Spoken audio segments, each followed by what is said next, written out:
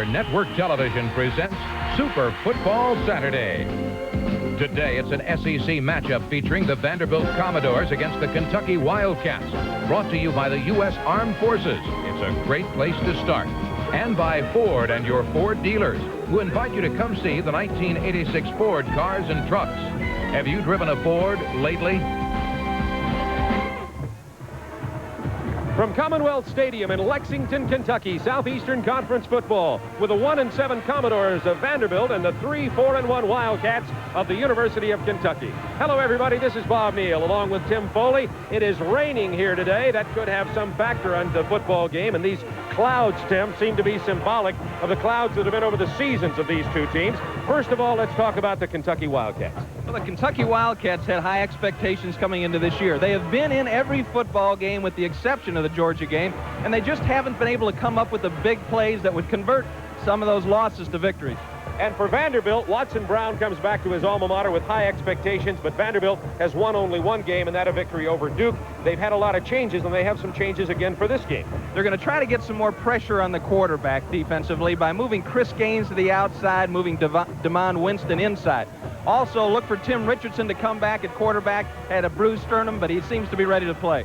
And there's another big conference game going on today, and that's Florida and Georgia in Jacksonville. A very big football game that certainly could have the effect on Georgia as they get down the wire in this Southeastern Conference race. Big matchup. It's going to be exciting there in Jacksonville. And you may wonder why we're talking about that. That's because we're going to be keeping you updated on that game all day today as we watch the Commodores and Wildcats. And with more on that, let's go back to our studios now. And here is Kevin Slayton.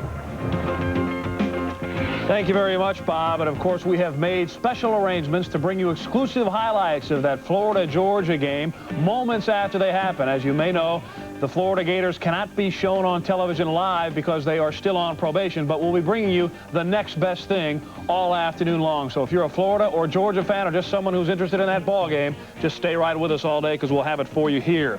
Let's check what happened last year in that Georgia-Florida game. They talk about crazies. Well, there were plenty of them on hand down there last year. Remember, 24-3, Georgia upsetting then unbeaten Florida, and a lot of the fans didn't like what happened, and the police had to cordon off the area and try to restore order. Hopefully, there will be no rerun of that grim scene that was down there a year ago as they get set to play today in the Gator Bowl. Both coaches, I know, have made extreme efforts to not to condone that kind of activity and try to keep the alcoholic beverages to a minimum and outside of the stadium, and we'll see what happens down there today. A couple of games that are going on right now. Navy has taken an early lead over Syracuse. Both of those teams coming in at 3-5. North Carolina State trying to go 7-1-1. That game just underway. Ball State and Bowling Green. Bowling Green leads it by a touchdown. Boston College and Temple, they're scoreless. They have just kicked it off up east. We will be going back to Commonwealth Stadium in Lexington, Kentucky for the kickoff of the Vanderbilt-Kentucky game. But first, we're going to show you this.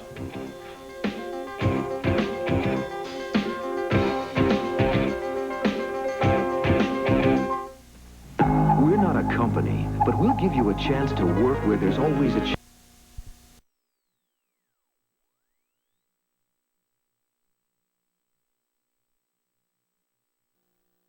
$99. Other Sharp microwave ovens as low as $89. Smith's Furniture with an army of savings today through Tuesday. Whoo! Smith's Furniture, that's who. Through the cold of winter, the Lennox Pulse Gas Furnace sends gentle heartbeats of quiet, even warmth throughout your home. With the Lennox Pulse, you know you have the best. No other furnace heats like it. You wouldn't trust your money to just anyone. Why trust your comfort to anyone less than an expert? Call ECS today. It's a decision you can be comfortable with. We're adding another location to serve you better. We're Glanz, the service people, the ones to call for Lennox air conditioning. As you can see, a sparse crowd at Commonwealth Stadium today. This game had about 50,000 tickets sold, but the weather has been very bad here. Pouring rain overnight, and it's still raining off and on here today. The field was covered by a tarpaulin, so should be in pretty good shape, at least to begin the football game. It is a natural surface, and we could get some old-fashioned, muddy, sloshy football here today. There's Jerry Claiborne as he enters the field with his football team. Jerry Claiborne in his 5th season at his alma mater. Overall, including including his 10 years at Virginia Tech and his 10 at Maryland. Claiborne is 161, 103 and 8, a 60% winning mark, and he's one of the most respected coaches in America today. Watson Brown is the new coach at Vanderbilt. He is in his first year as head coach at his alma mater. Previously, Watson Brown had served as head coach at Austin Peay, Cincinnati, and Rice. He is 0-0-1 versus Kentucky. He led Cincinnati to a 13-13 tie, and there's the quarterback for Kentucky. His name is Bill Ransdell. And Bill Ransdell has set and broken many of the Kentucky passing records. He is a senior. And Tim, this young man who's nicknamed Dollar Bill, we've also said he's one of the gutsiest quarterbacks we've seen. Yeah, he's a John Wayne performer-like, and some things never change. Every game we've seen Bill Ransdell play for Kentucky, he's taken a series of shots that would knock other people out. Watching the Virginia Tech film earlier in the week, he continues to take those licks, and he's just a real hard-nosed competitor. They've made some adjustments in their offensive game plan throughout the earlier part of the year. They had him going to a Tennessee style of offense, Bob, doing a lot of automatics from the line of scrimmage, and I think that was a distraction to Bill as you look at Watson Brown there trying to prepare his football team for what they feel is a very possible victory for them. They feel like they've got a good shot at this Kentucky football team, a good as chance to beat them as any team they've played thus far this year. Vandy won the toss, by the way, and deferred their option until the second half, and that means that Jerry Claiborne's team will be kicking off to Vanderbilt.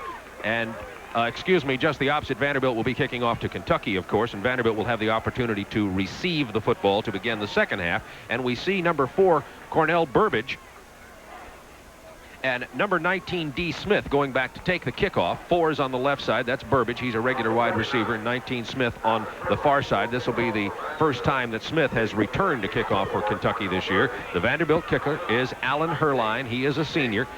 He swaps the kicking duty sometimes on kickoff with the freshman Johnny Clark. But today, Herline is going to kick off, and this game is about ready to get underway from Commonwealth Stadium in Lexington, Kentucky. To Smith at the 2. And Smith goes down at the 21-yard line, and there the Kentucky Wildcats will go on offense. Chris Gaines made the tackle for Vanderbilt. Bill Ransdell will be the quarterback. Ivy Joe Hunter, Mark Logan will be in the backfield. Cornell Burbage and Eric Pitts are the wide receivers.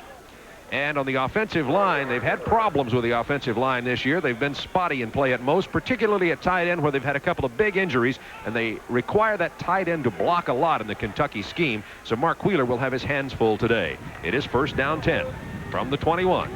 Ransdell hands it off to Hunter. He gets to the 25, and down he goes. Number 97, David Worm, the nose guard, along with Chris Gaines. Now, some defensive changes for Vanderbilt today. There's the defensive line. You see Chris Gaines. He is normally a linebacker in the middle. He's moved to defensive end to apply more pressure to the passer, and DeMond Winston, an excellent athlete, has moved inside. Andy McCarroll is playing in place of Gaines at that middle linebacker spot. He, too, an excellent athlete. And Joe Gentry, who played so very well early in the season, was injured, is back in there in the secondary. And a first down run by Hunter out across the 30 to the 33-yard line. He was tricked up by 36, Mark Whaler, the rover back. And you're going to see Dermonte Dawson, number 57, on the right side of your screen. Teams up with, look like Andy Murray to really open that hole for Logan. And you see Chris Gaines, 34 there, Tim, was kicked out of the outside. Normally he's in the middle plugging it, but he's playing at a defensive end position in this game today. On the first down 10, Ransdell to throw.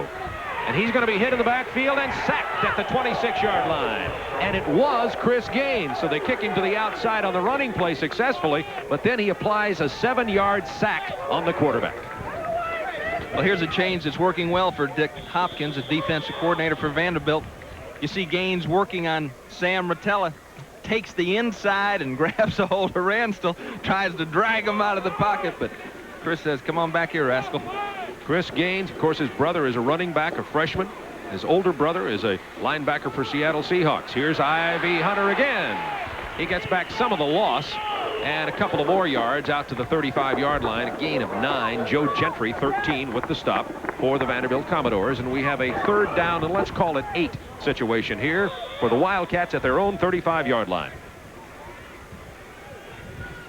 As you know, Bob, Kentucky had to reconstruct their offensive line. They graduated 5 starters, and Jake Hallam and Farrell Sheridan have done an excellent job bringing around this group of young players. On third down and 8, it's to Hunter. He is short of the first down. drives out to the 41-42-yard line, but it should be a punting situation for the Wildcats of Kentucky. And Jay Tesser, the punter, will come in.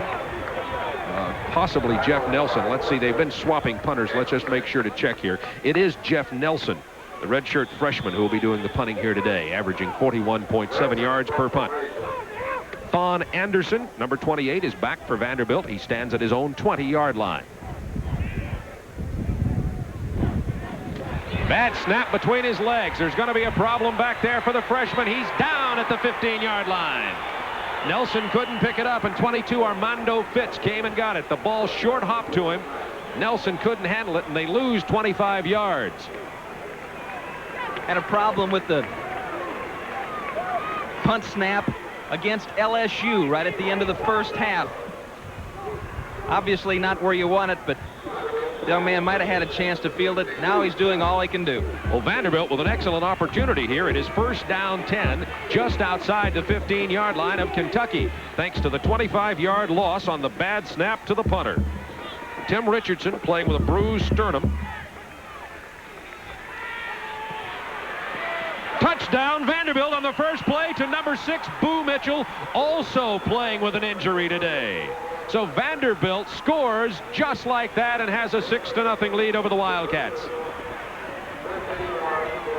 Well, Bob, as you know from what we've seen so far this year, this is a little unusual. Vanderbilt in the lead. Perfect pass by Richardson. They're blitzing.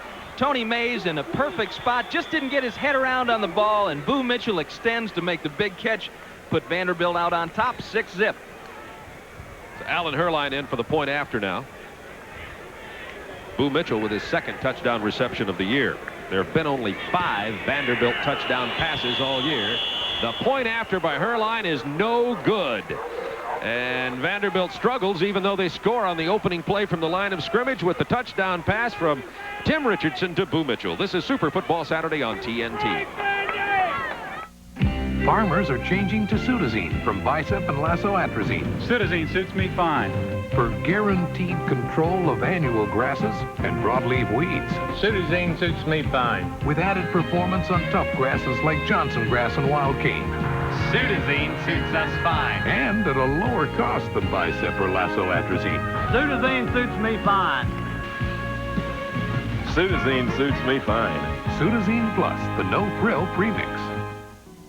If you've never been to Lee McLean here in Shelbyville, you may wonder how all these handsome Strathmore suits and sport coats can be so modestly priced. But that's my point. This is the factory, and you save by buying from the factory showroom. Why not make the short, pleasant drive over to Shelbyville? Come to the Lee McLean Strathmore factory showroom 1 mile west of Shelbyville on US 60. See for yourself the excellent quality and modest prices of traditional Strathmore suits, sport coats, and slacks at Lee McLean. So the Commodore mascot, happier than he's been in many of these football games this year, is taking advantage of the 6-0 Vanderbilt lead. 12-12 to go in the first quarter. Vanderbilt scoring from their own 16-yard line after pressure on the punter after a bad snap and a loss of 25 to Kentucky on the 4th down play. Burbage from his 5 on the kickoff. And Burbage down hard at the 25-yard line, and Kentucky goes back. Bill Ransdell with instructions and out onto the field. 20-yard return by Cornell Burbage. Bill Ransdell takes his team back out there. They had 1 first down and then couldn't convert on the second one. And after that, the sack of Ransdell and the bad snap put him in a hole, and from there Vanderbilt took the 6-0 lead. 22 Higgs, 25 Logan in the backfield right now.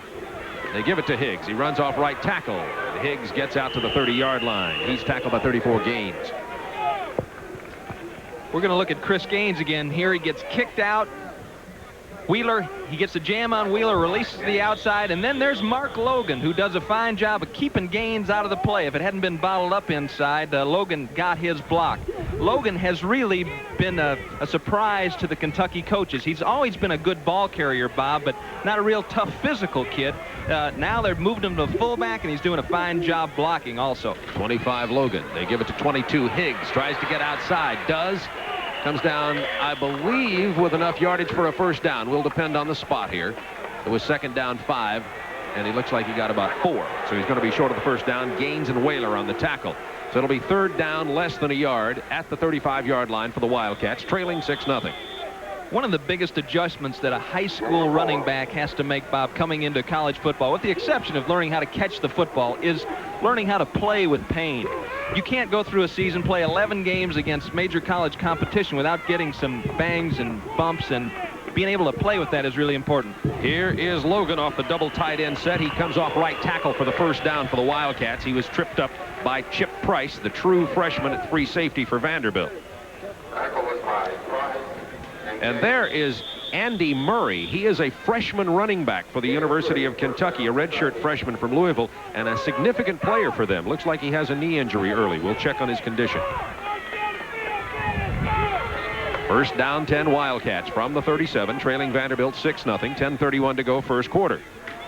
Higgs stopped after a gain of a yard or two over on the right side. He was hit initially by 72, Henry Beelan.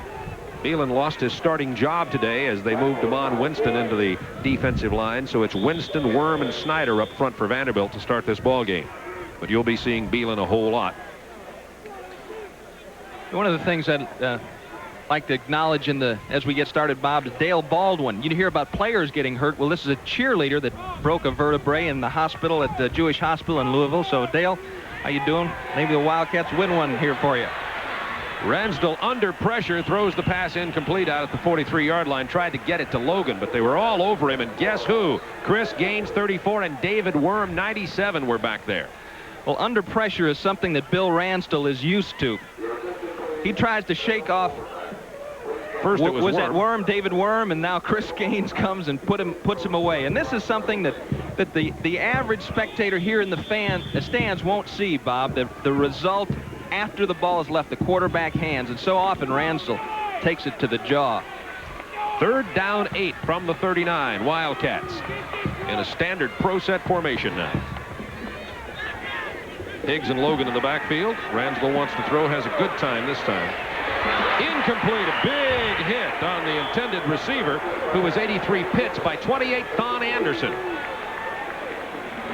Give Anderson credit for knocking it loose. Alan Roman had taken Anderson's left cornerback starting position earlier. Roman's playing hurt. He has a deep thigh bruise, and Anderson's been playing better, I understand. So Vanderbilt in pretty good shape there at the left cornerback position, and Anderson goes back to take the punt.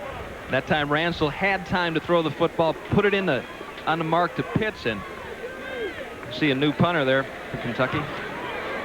That is Jay Tesser, number 16. Fair catch at the 20-yard line, and Tesser and Nelson will alternate punting often. Nelson was the freshman who had the ball go between his legs. So it's going to be Vanderbilt ball, leading 6-0, 9:37 to go, first quarter.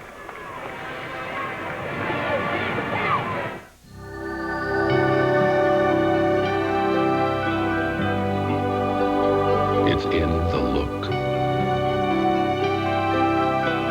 It's in the feel.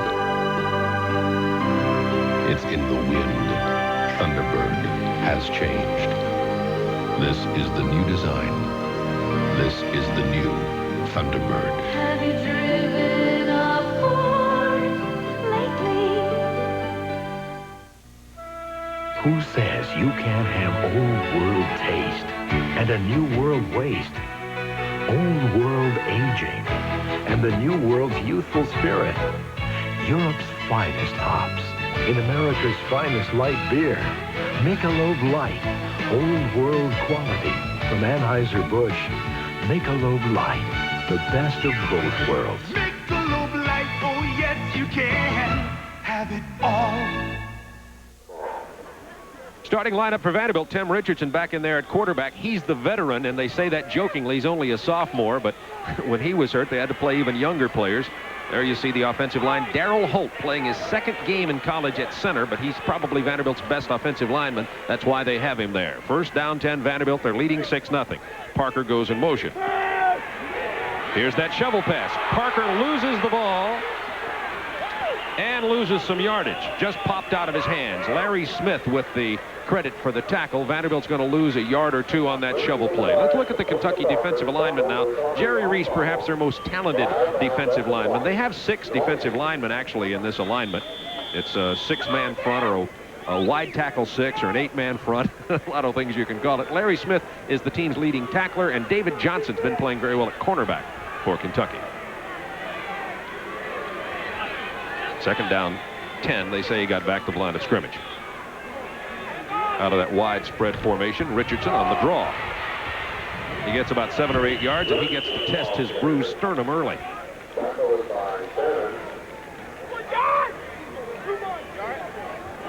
There's Johnny Clark, the backup kicker for Vanderbilt.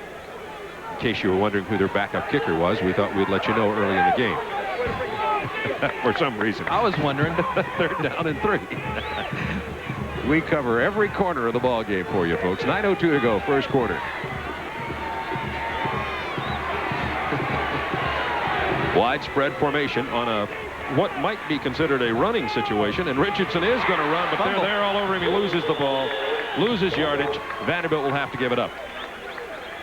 Tom Wilkins, 74 initially in there for Kentucky, may have had a lot to do with Richardson losing the ball. Richardson wanted to just do that little quarterback draw again to try to get the 2 yards. Didn't work, and Cornell Burbage goes back to take the punt, and Johnny Clark will, excuse me, it is Alan Herline who goes back to punt the ball as usual for Vanderbilt. And it is soggy out there, and you're going to see the ball on the ground at times this afternoon because of the dampness of the ball. They just can't keep the water off it. Vanderbilt dropped it 2 out of 3 times that time. Erline gets away a good one under pressure. Burbage at his 24. And down at the 31-yard line. The hit made by number 3, Renford Reese. A 39-yard punt, 7-yard return for the Wildcats. Vanderbilt leading 6-0. 8:03 to go, quarter number 1. And one of the problems Vanderbilt's had this year, as you look at that column in the center, is they've only recovered the ball either through a fumble or an interception 15 times. They've turned it over 30. Kentucky's dead even. None of those were interceptions early in the year, but they have put the ball on the ground more than Watson Brown would like to see. And when you're giving up the ball twice as much as you're getting it, that's going to show in your record. It reflects in your record. Here's a clipping call against Kentucky. They spot the ball back at the 15-yard line. We'll call it the 16. It's outside the 15. First penalty of the day. And an upcoming Wildcat there. He has on the gold, but it's not the Vanderbilt gold. It's a raincoat. I can tell by the look in his eyes he's a Ransdell follower. There's the intense eyes of a tough quarterback named Ransdell. He hands off to Hunter. Hunter to the 21-yard line. Ivy Joe Hunter, 6 feet tall, 205 pounds, a sophomore out of Gainesville, Florida. And Hunter can have a spectacular game. He is a potential breakaway every time he touches the ball. We've got some great backs in Logan Hunter, a freshman named Al Baker, who injured his ankles, been out, but one of the most highly recruited running backs in the country. They have him here at Kentucky. 2nd down, 5. This is Logan. He drives for the first down out to the 30-yard line. Kentucky has only attempted 2 passes today. Both have been incomplete. Penalty marker down.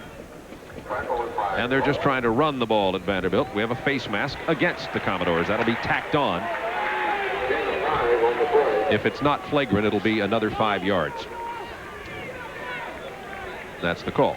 There's the referee today in the white hat, Bill Goss, and the rest of his Southeastern Conference. No, that's not a tornado coming through here, although it's tornado-like weather. We're going to send them some microphones for Christmas. What do you think? We've had official microphone problems this year. We'll have to get the TBS audio folks to work with the official equipment people. Get that straightened out. Here comes Higgs. Big hole. Down hard at the 44, and the ball came loose. Mark Wheeler really popped him. Let's see who has it. I think they say that it remains in the possession of the Wildcats. Wheeler has the ball. Price is a guy who hit him. Now, this happened 5 times last week against Virginia Tech. Higgs breaking it into the open field. Now, if it had been a dry turf, he might have had a chance to make some room, but a big hit there by Wheeler, and Todd Wheeler there to make the recovery. Now, do we give Wheeler credit for a reception there? 3 fumbles already today. Running the ball around the right side is Logan. He gets the first down on second down short yardage out to the 48-yard line, and Chip Price making the stop again. Chip Price is one of the recruits. He's out of the Chicago area. He's a 6-foot-tall freshman, and he is one of the recruits of Watson Brown, who likes his young players. He only got 15 scholarships, but he thinks they're pretty talented. Yes, and he's giving them an opportunity to play. There are 6 senior lettermen who have, in all actuality, been demoted, and he's trying to get younger people in there. First down 10 from the 47-yard line. Burbage in motion. Here's Hunter. Hunter hit at the line, makes it to the 50, and there's going to be a personal foul against Vanderbilt. Was it Scanlon who got there late or made the tackle? Scanlon made the tackle. Somebody got there late. There's Andy McCarroll. He had started at the middle linebacker position today. He's just a freshman in place of Chris Gaines, who got moved to the outside. Big mark-off against the Commodores, something they can ill afford. We were talking about Chip Price, the true freshman safety, and I think number 43 was the man who came in there and made the late hit. And you're going to see a lot. This is a young player's mistake. Torrey Price sticking his head in there, and they're enthusiastic. They want to get around the football. Watson and Dick Hopkins have them all fired up, and you have to learn to control that enthusiasm, though, and use it in an intelligent fashion. First and 10 at the 35 of Vanderbilt. Burbage in motion again. Ransel's going to throw under pressure. They got him. Breaks loose. Could find nobody down at the 41-yard line. Henry Beelan was back there to get him. 72. You saw him chasing him all over the field. Ransdell can only run so long. Got a flag for delay of the game. There, you're going to watch Cornell Burbage downfield here. Play action pass. He's clearing out the middle. At this point in time, though, the defense has started to suck up. They thought Ransdell was going down, and Burbage had it deep. It is awfully hard to pick out a receiver after that. When you start to move, now you're starting to look into that intermediate zone if you're not avoiding those linemen. Second and 16. Under pressure again. Ransdell and Logan hit hard. Penalty marker at the line of scrimmage. That was 13. Joe Gentry coming up to make the hit. Great quarterback pressure from Vanderbilt today. This time DeMond Winston, 52, was back there in Ransdell's face. Gentry with the tackle on the receiver. So after no penalties for a while, now we've had several of them hit the turf here at Commonwealth Stadium. Bill Goss, the official. Disregard the penalty, it's what that's saying. Maybe they just dropped their handkerchief. Third down 19 will be the distance now as they spot it at the 44-yard line.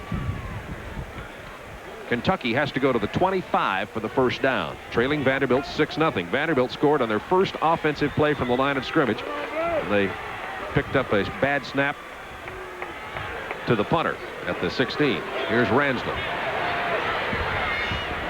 Throwing it over the middle. I couldn't tell whether he was looking for Pitts or Higgs, and there's another penalty marker down. Threw it right between 22 Higgs and 83 Pitts. He threw it to, he was throwing it to Pitts, I think, Bob. Basically, he found the open area in the zone, and he just had to get rid of the football before he went down and had to throw it too soon. Procedure call against Kentucky declined, and Jay Tesser is in to punt. Jay is the sophomore from Vine Grove, Kentucky, who alternates at that punting position with Jeff Nelson, the freshman. And Carl Parker is back at the 10 to receive for Vanderbilt, number 12.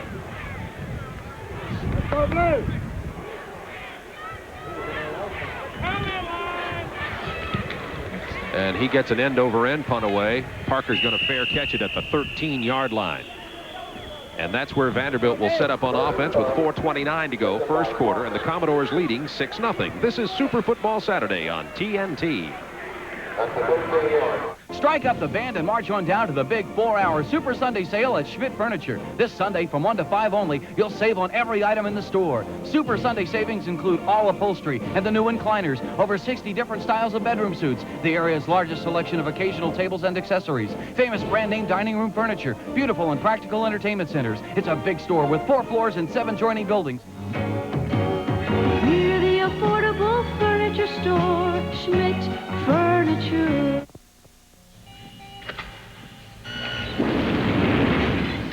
There's only one thing worse than undercooked roast beef, and that's overcooked roast beef. That's why Hardee's uses a meat thermometer to make sure every roast beef sandwich is tender and juicy. Taste one now. Get a big roast beef for only 99 cents. Finding a better deal would be tough. No matter how you slice it, the hot roast beef sandwich from Hardee's.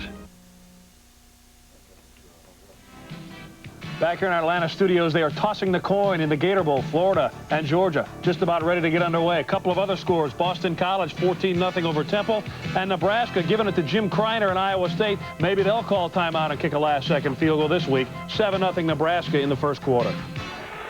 First down 10 Commodores from their own 13-yard line. Out of the wishbone formation, in motion goes Parker. Richardson on the draw to Crawford. Crawford battles to the 19-yard line. Everett Crawford, who had been the wing back for Vanderbilt, second leading receiver in the SEC, playing out of the tailback spot recently.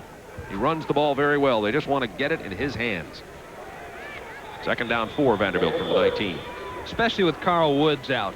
You know, Carl Woods, one of the most prolific running backs in Vanderbilt history, and been sidelined with an ankle foot injury. And when Woods isn't in the football game, Everett is the most exciting back they could have that ball in the hands of. Everett gets 1 yard on the second down 4 call. He goes down at the 20, so it'll be third down 3. We're going to pause 5 seconds to allow our local stations to identify themselves.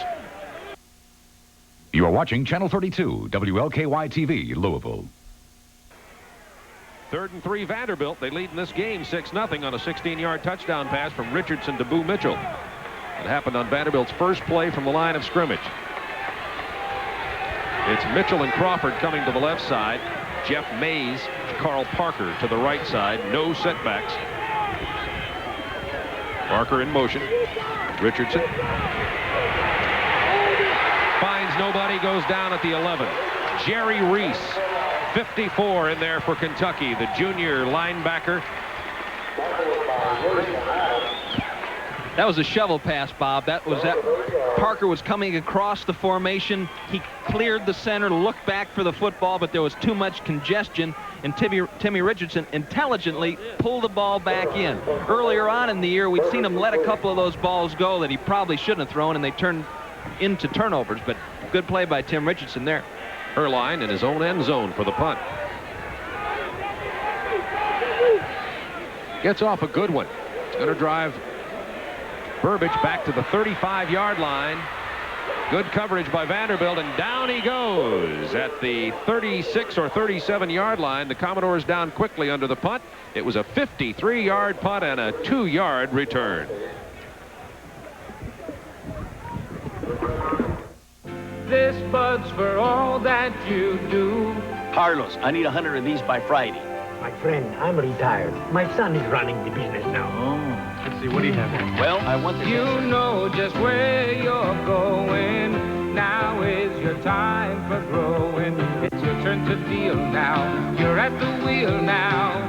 It's true, your pride is showing, cause you make America work, and this bud's for you. For everything you do, America calls on guys like you, cause you make America work, and this bud's for you. Here's to you, Beechwood Age, for that clean, crisp taste that makes Budweiser the king of beers.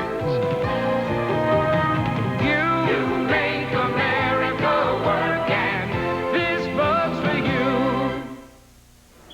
Well, it's raining off and on, but as you can see, Tim Foley and I are well covered here in our broadcast booth at Commonwealth Stadium. That was a great punt, Tim. It could turn out to be a very big play for Vanderbilt. 53 yards, and here's Kentucky, first and 10 from the 38. Logan, big room. To the 48-yard line, very close to the first down. Alan Roman wrestles him to the ground after a gain of 10. We'll wait for the spot to see if it's a first down, but I think he got it. Nice job of blocking here by the Kentucky front. Now look at Cornell Burbage. He got one block, comes back, and gets another one. Now, you know, wide receivers aren't my favorite people but I really appreciate that kind of effort. And that's the intensity that Burbage has displayed all year long. Both he and Ransdell and a few of the other seniors, Wilkins on defense, they want to win. They've been here for 4 years. They had the taste of a Hall of Fame Bowl victory. As a matter of fact, 2 of them, and they'd like to go out winners. Well, Kentucky plays Vanderbilt. She was first down, as you can see, and they spot it just outside the 48. Kentucky plays Vanderbilt here at Commonwealth Stadium. Then Florida comes calling next week, and then they go to play Tennessee. So you have to say that Kentucky has a chance in all three of these games, and even though they have only 3 wins, if they win going out, Kentucky could finish with a 6-4-1 mark. Disappointing to some people, but certainly better than their current record of 3 wins. Another good run by Ivy Joe Hunter, and Vanderbilt showing vulnerability to the run today as Kentucky continues to rush the ball, and they've rushed for up over 50 yards now. Once again, good movement by the offensive line. You see Brad Myers, really the only returning veteran. John Groves leading the way, and a good piece of running by Ivory Hunter. Second down, 1 from the 43 of Vanderbilt.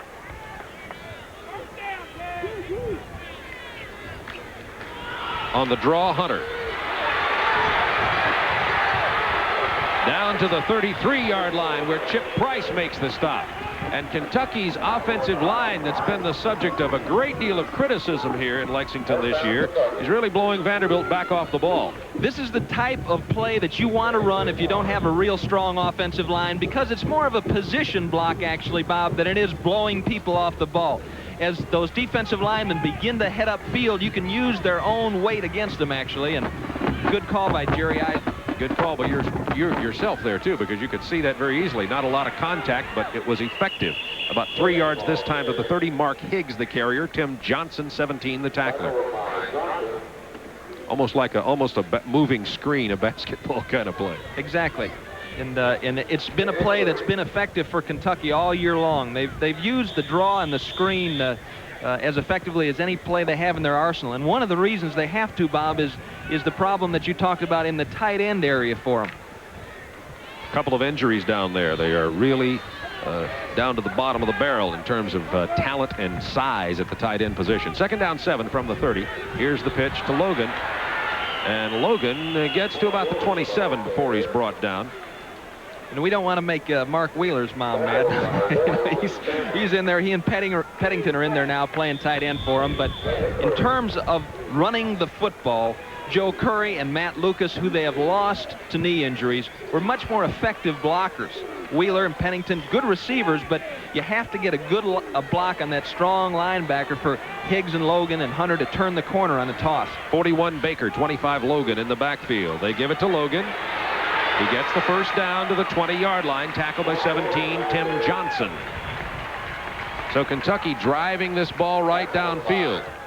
Good block there by Craig Baker, number 41, the lead back. Opened that hole up for Logan. Drive started back at the 38-yard line after an excellent punt. They have it at the Vanderbilt 20. Commodores lead, however, 6-0. We're the final seconds of the first quarter. Probably get this play off. I'm not sure. He may just wait, and does. Gives himself a free timeout on a first down 10 at the 20. And Ransville comes over to the sideline while the field position is swapped, and we'll be back with the second quarter in a moment. Vanderbilt leading 6-0. This is Super Football Saturday on TNT. The way cars are changing, you never know what's coming next. That's why you want Chevron with Technoline. Gasolines that control deposits while cleaning not just fuel injectors, complete intake systems. Chevron unleaded gasolines with the high-tech Technoline additive deliver peak performance no matter what car you happen to drive. Can one gasoline really let your car perform its best?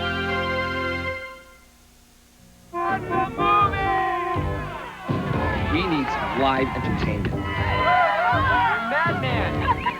Hey, Fuller! You bring Whoppers for everyone? It's a big classic. What? From Wendy's. They've never heard of... You haven't either? Okay. The Big Classic. Introducing Wendy's new Big Classic. The soft Kaiser bun, the fat tomatoes, the fresh toppings, the beef. This is the good stuff. Big Classic, Big Classic, Big. Easy, crowd. Of today's game are being brought to you by Michelob Light, super premium taste and a less filling beer. Who says you can't have it all? It'll be 1st and 10 Kentucky at the 20-yard line of Vanderbilt. Vanderbilt leading 6-0 on the touchdown pass of 16 yards from Richardson to Boo Mitchell on Vanderbilt's opening offensive play. But since then, Kentucky has dominated time of possession of the ball. the eye this time. It's that delay again to Hunter. Tackle missed. Hunter inside the 10 to the 12. Vanderbilt players missing tackles in the backfield. There have been a lot of players all year missing Ivy Joe Hunter, though. He's a big, tough, strong runner. Exactly. And Thon Anderson is playing safety, Bob. He's lined up in a safety position. Scanlon sits in there. Reese sits in there. Almost a great play by McCarroll, but he couldn't hang on. It'll be 2nd down 4 from the 14. Double tight ends. They are 80 Wheeler and 87 Pennington for Kentucky. Burbage, the lone split end, out to the left. Pitch to Hunter, runs the other way. Gets some running room again. 1st down Kentucky inside the 10-yard line of Vanderbilt. Kentucky now has rushed for 86 yards, and 66 of those yards belong to Ivy Joe Hunter. There's Bryant Poole, linebacker coach for Vanderbilt, coach for 8 years under Bear Bryant. Making the calls. Looks like he's trying to fly. Bryant Poole, they called him Tex at Alabama because Paul Bear Bryant said, hey, there's only room for one Bryant here, buddy. You're now Tex. Have somebody from Vanderbilt shaking over there. Maybe looks like David Worm, the nose guard. That would be significant loss for Vanderbilt if he gets injured.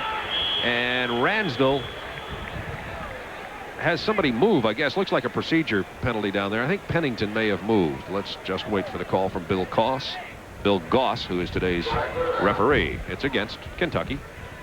It was 1st and goal from the 8. Now it'll be 1st and goal from the 13. You know, I gave credit for a great effort to Mac McCarroll and earlier on, and it was DeMond Winston, and we want to give that young freshman every ounce of credit that he deserves. Yeah, the tight end can move, actually, but he can't cross the plane, and that's what he did there. Pennington striking out. So it's 1st and goal from the 13 now for the Wildcats, trailing Vanderbilt 6-0. Pitch to Hunter. Hunter's got nothing but room. Easy touchdown for Ivy Joe Hunter. A run of 13 yards. He has 74 on the day. Okay, now, Bob, we'll come back and see this again. We've been talking about the tight ends, and Wheeler's going to pop up into the right side of your screen. See him getting the block there on Chris Gaines, and he just walled off the inside. Thon Anderson can't get there, so way to go, Mark Wheeler. Show him you can block. And here comes D. Smith in motion, picking up the support man, Noel Wells, and just no chance for Wells to get through that. Fine execution by the Kentucky offense. And with the successful point after attempt coming up here by Worley, Kentucky's junior kicker, Kentucky takes the lead, 7-6. Herline missed the point after when Vanderbilt scored. 13:38 to go. First half of play, Kentucky with their first lead of the game.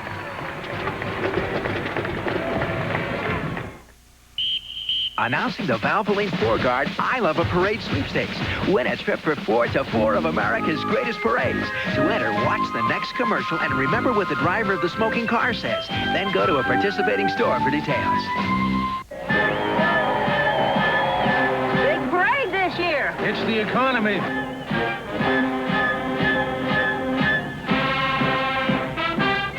Oh, Russell, what kind of motor oil are you using? Motor oil is motor oil. Motor oil definitely is not motor oil. A 4-cylinder engine works harder and needs the extra protection of specially formulated Valvoline 4-Guard. Not much of a parade this year. It's the economy. Oh, Russell.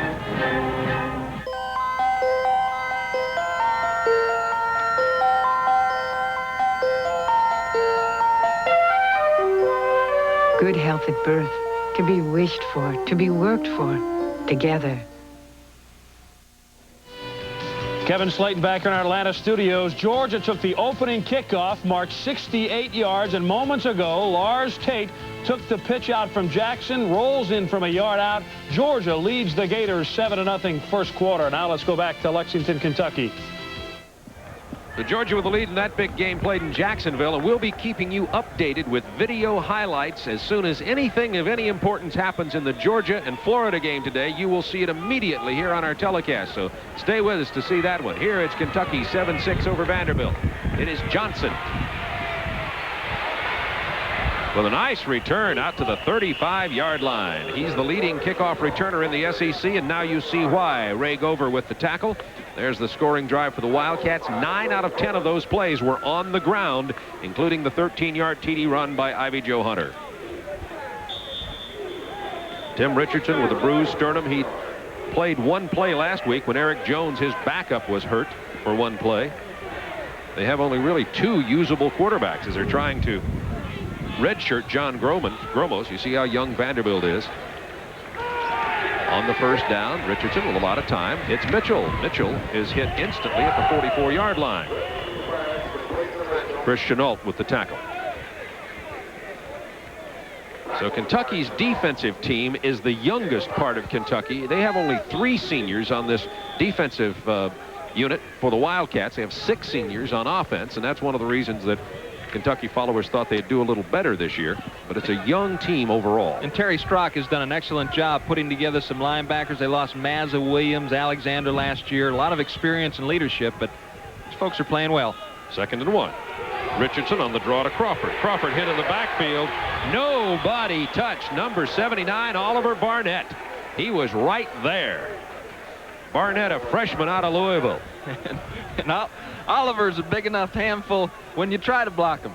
But here he just does an excellent job of avoiding the block. Comes to the inside. Now he's back into the play. Good quickness. Everett can't escape him. So it'll be 3rd down 1 from just inside the 45-yard line. Vanderbilt with a great deal of difficulty running the ball this year. They have that wishbone formation. Fumble at the 44. It remains in the possession of Vanderbilt. That's the 4th time Vanderbilt's put the ball on the ground today. 3rd time, check that. And it'll be 4th down. Richardson fell on the ball himself, and Vanderbilt at 2nd down 1 fumbled their way to having to punt the ball away. And 3 of those fumbles have been on the center quarterback exchange. That's something that you'd expect earlier on in the season. I don't know if Timmy's trying to pull out of there too fast or the ball's not getting up to him. Holt hadn't played center until last week since he was a high school player. Maybe having some problems there snapping the ball. Number 51, Holt, who's one of the best offensive linemen. They had moved to center. Under pressure, a line drive punt, and they roughed the punter. Burbage has the ball out to the 30-yard line, but we're going to have a roughing and/or running into the punter by 79 Oliver Barnett, who had come up with a big play on 2nd down 1. Let's take a look at it again. The punter, Alan Herline, gets roughed. These are the type of things that keep coaches awake at night. Looked like he was blocked into him, Bob. Looked like he was coming over the top of the man that was protecting the punter. They may rethink this one after a discussion. If it was the NFL, they'd be replaying it again. He's coming over the top, and they may pick this up. Oh, no, they're not going to. No, it holds, and it'll be 1st down Vandy. See, there's a man that's responsible for watching better the kicker. View. Much better view. Now, as soon as the ball's away, everybody else is looking other places. And the man that's watching the punter might not have seen the contact with the up back. On the 1st down, Richardson. Take it off. As his man open, it's Parker. First fumbles the ball. It looks like it belongs to Kentucky and does at the 34.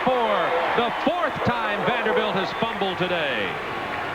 And it is Gardner with the football. He recovered it, number 98, Carwell Gardner.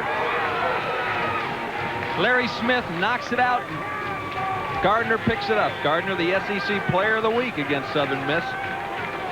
Kentucky leading 7-6, 11:09 to go first half. Wildcats ball at their own 33.5-yard line.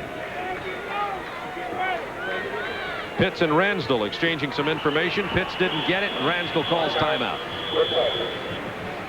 So Vanderbilt once again continues to show why the turnovers are so damaging to them. They are negative 15 in the giveaway takeaway department on the year. This is Super Football Saturday on TNT. 10 years ago, a used car cost me $50. That and a gallon of Peak antifreeze got me through the winter. Well, now, $50 wouldn't buy a mud flap on this baby. But Peak gets me through the winter.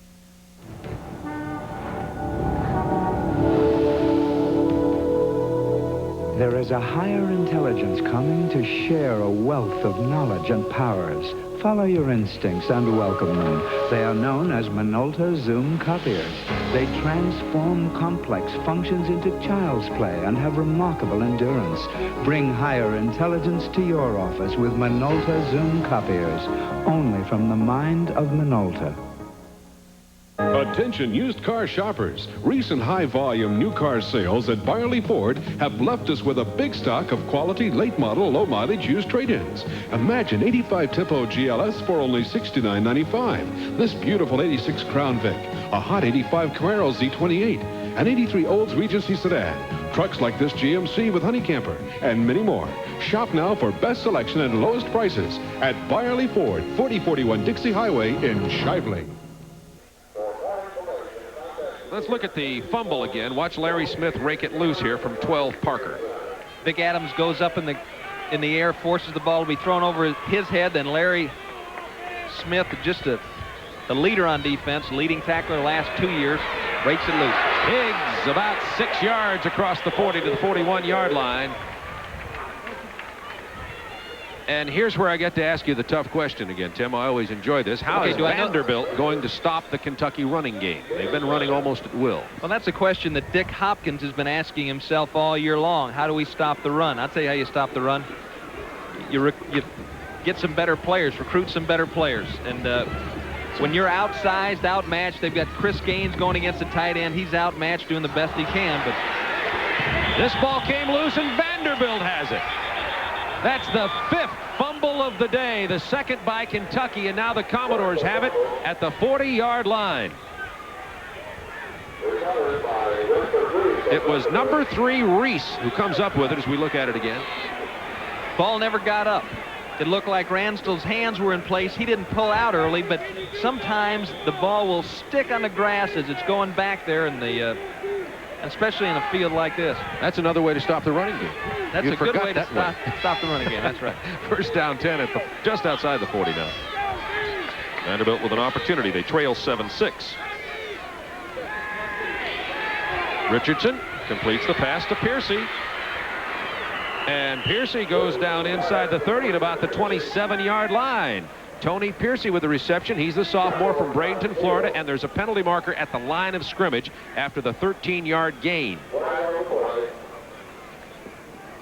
I don't know if we can get a picture of Watson Brown on the sideline, but he's got a look on his face like we've seen so often from Watson, just one of sheer frustration. Yeah, the penalty against him. There it is. Now he's complaining there. He's saying that he didn't have anybody downfield. How could we have gotten downfield on a quick out? How is that possible? Our people aren't that fast. But, you know, he's taken a lot of deep breaths this year, displayed a lot of patience.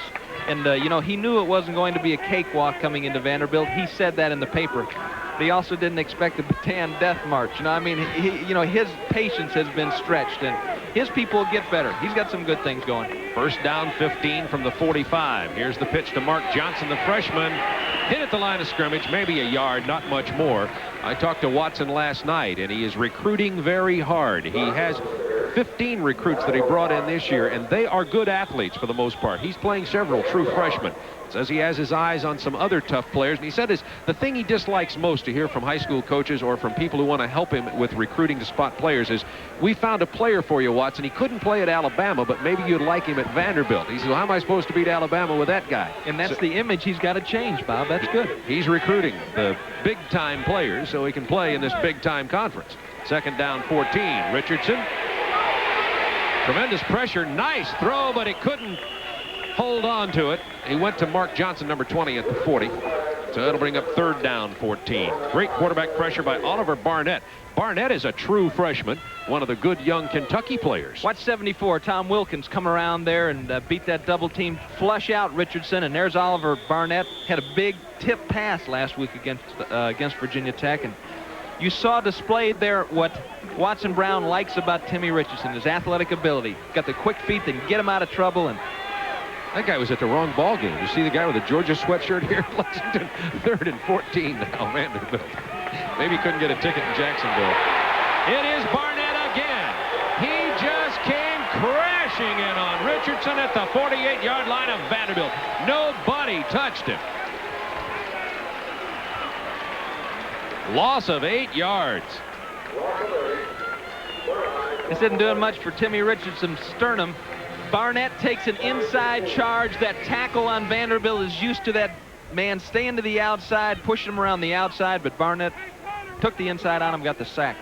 So now it's 4th down 22. Vanderbilt, after recovering the fumble, lost 22 yards. Good punt by Herline.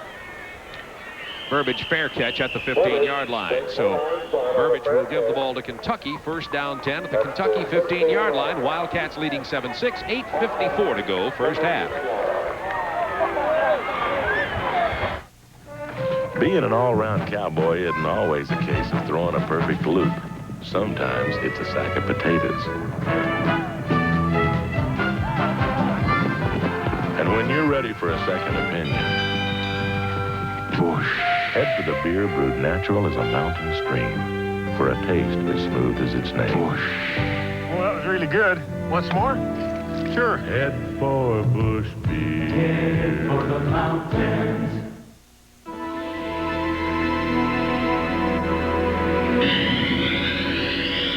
The BMW 735i is one of those rare luxury sedans engineered by driving enthusiasts. While other luxury sedans announce to the world you've arrived, the new BMW 735i offers you the considerable advantage of arriving a bit sooner. For a test drive, contact your local BMW dealer. Down in the Gator Bowl for Georgia, 2 possessions, now 2 scores. This one a 24-yard field goal from Steve Crumley. The Bulldogs out on top of the Gators, 10-0. Now let's go back to Lexington, Kentucky.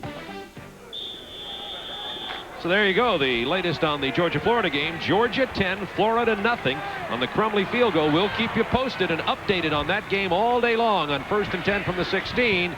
Logan gets it to about the 18 and not much further. Want to remind you again that we'll have what we call zero time delay, meaning instant replays of the action of that Florida-Georgia game. Florida, of course, on probation and not eligible for television coverage, but we can show you instant replays, and we'll be doing that throughout this game this afternoon from Jacksonville, Florida. It's raining here in Lexington.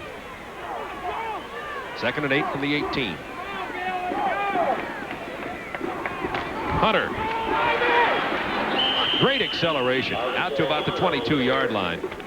Renford Reese, number 3, the redshirt freshman from McDonough, Georgia, making the stop. There's Hunter. He's impressive coming off the ball. Yes, he is, and he had a bad back, hurt his back a couple of weeks ago, and this is the first time he's been really healthy in a number of weeks. And as you pointed out, Bob, runs with intensity and power.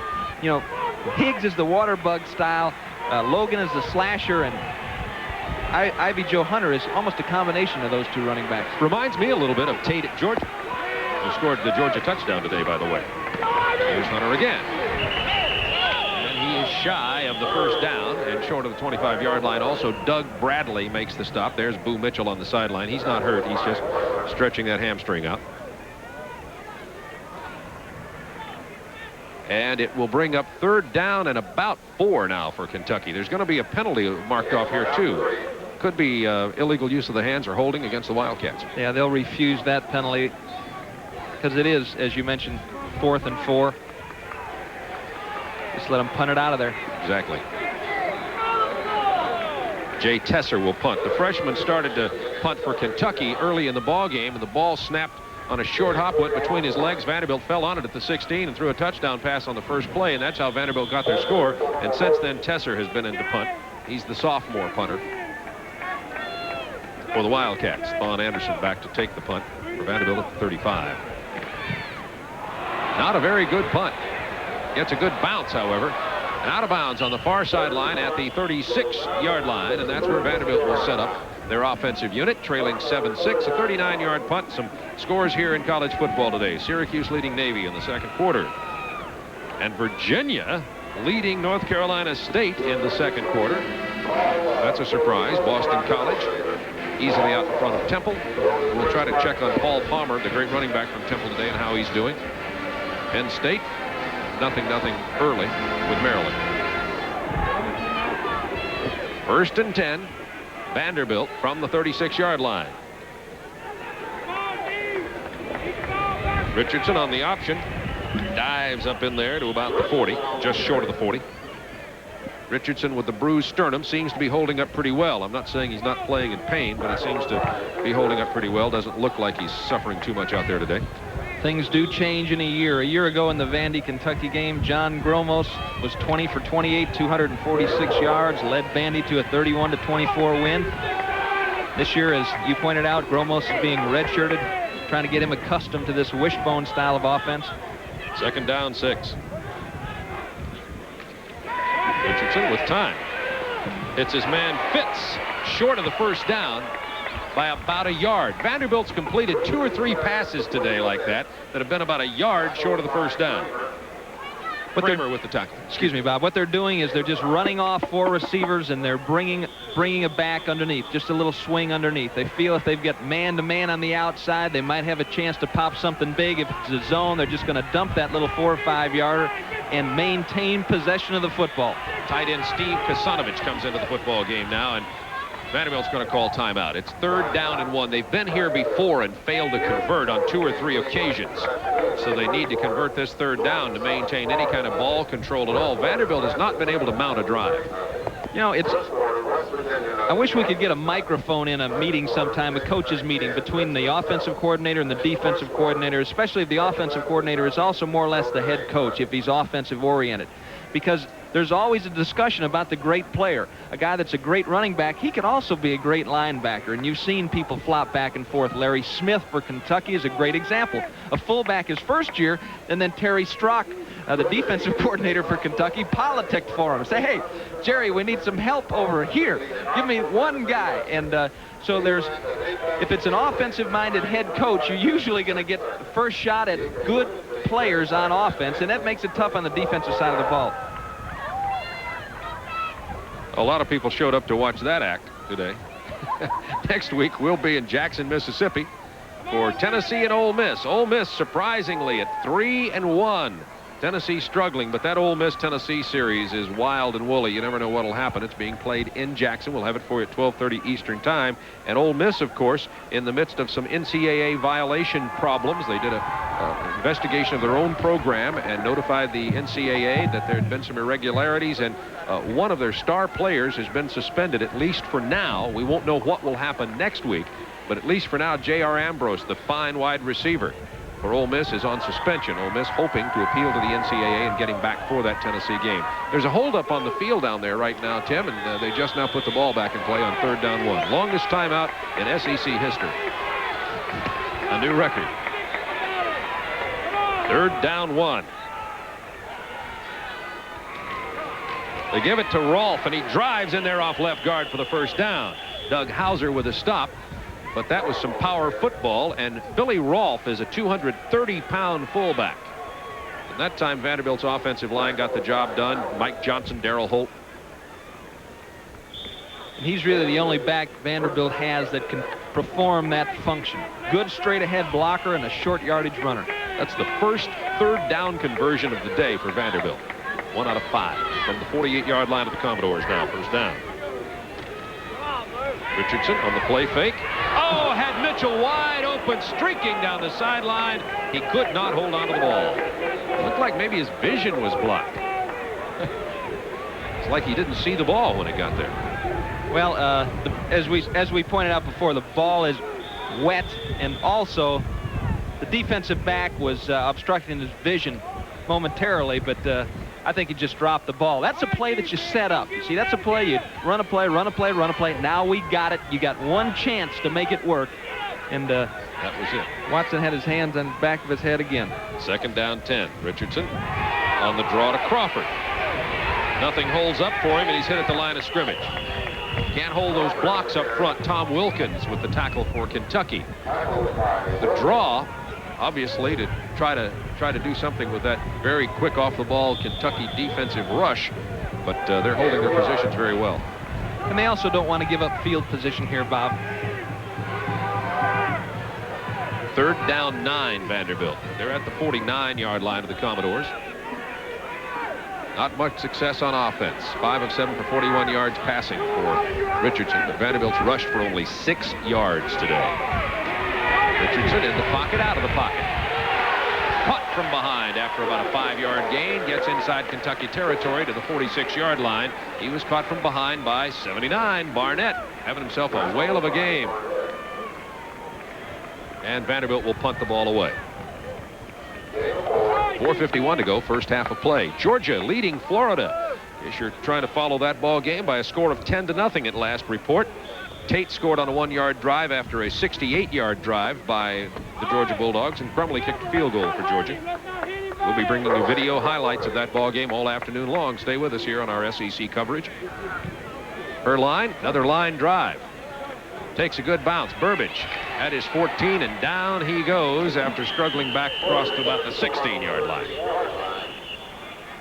4:22 to go, first half. Kentucky 7, Vanderbilt 6. 34-yard punt, 3-yard return. This is Super Football Saturday on TNT.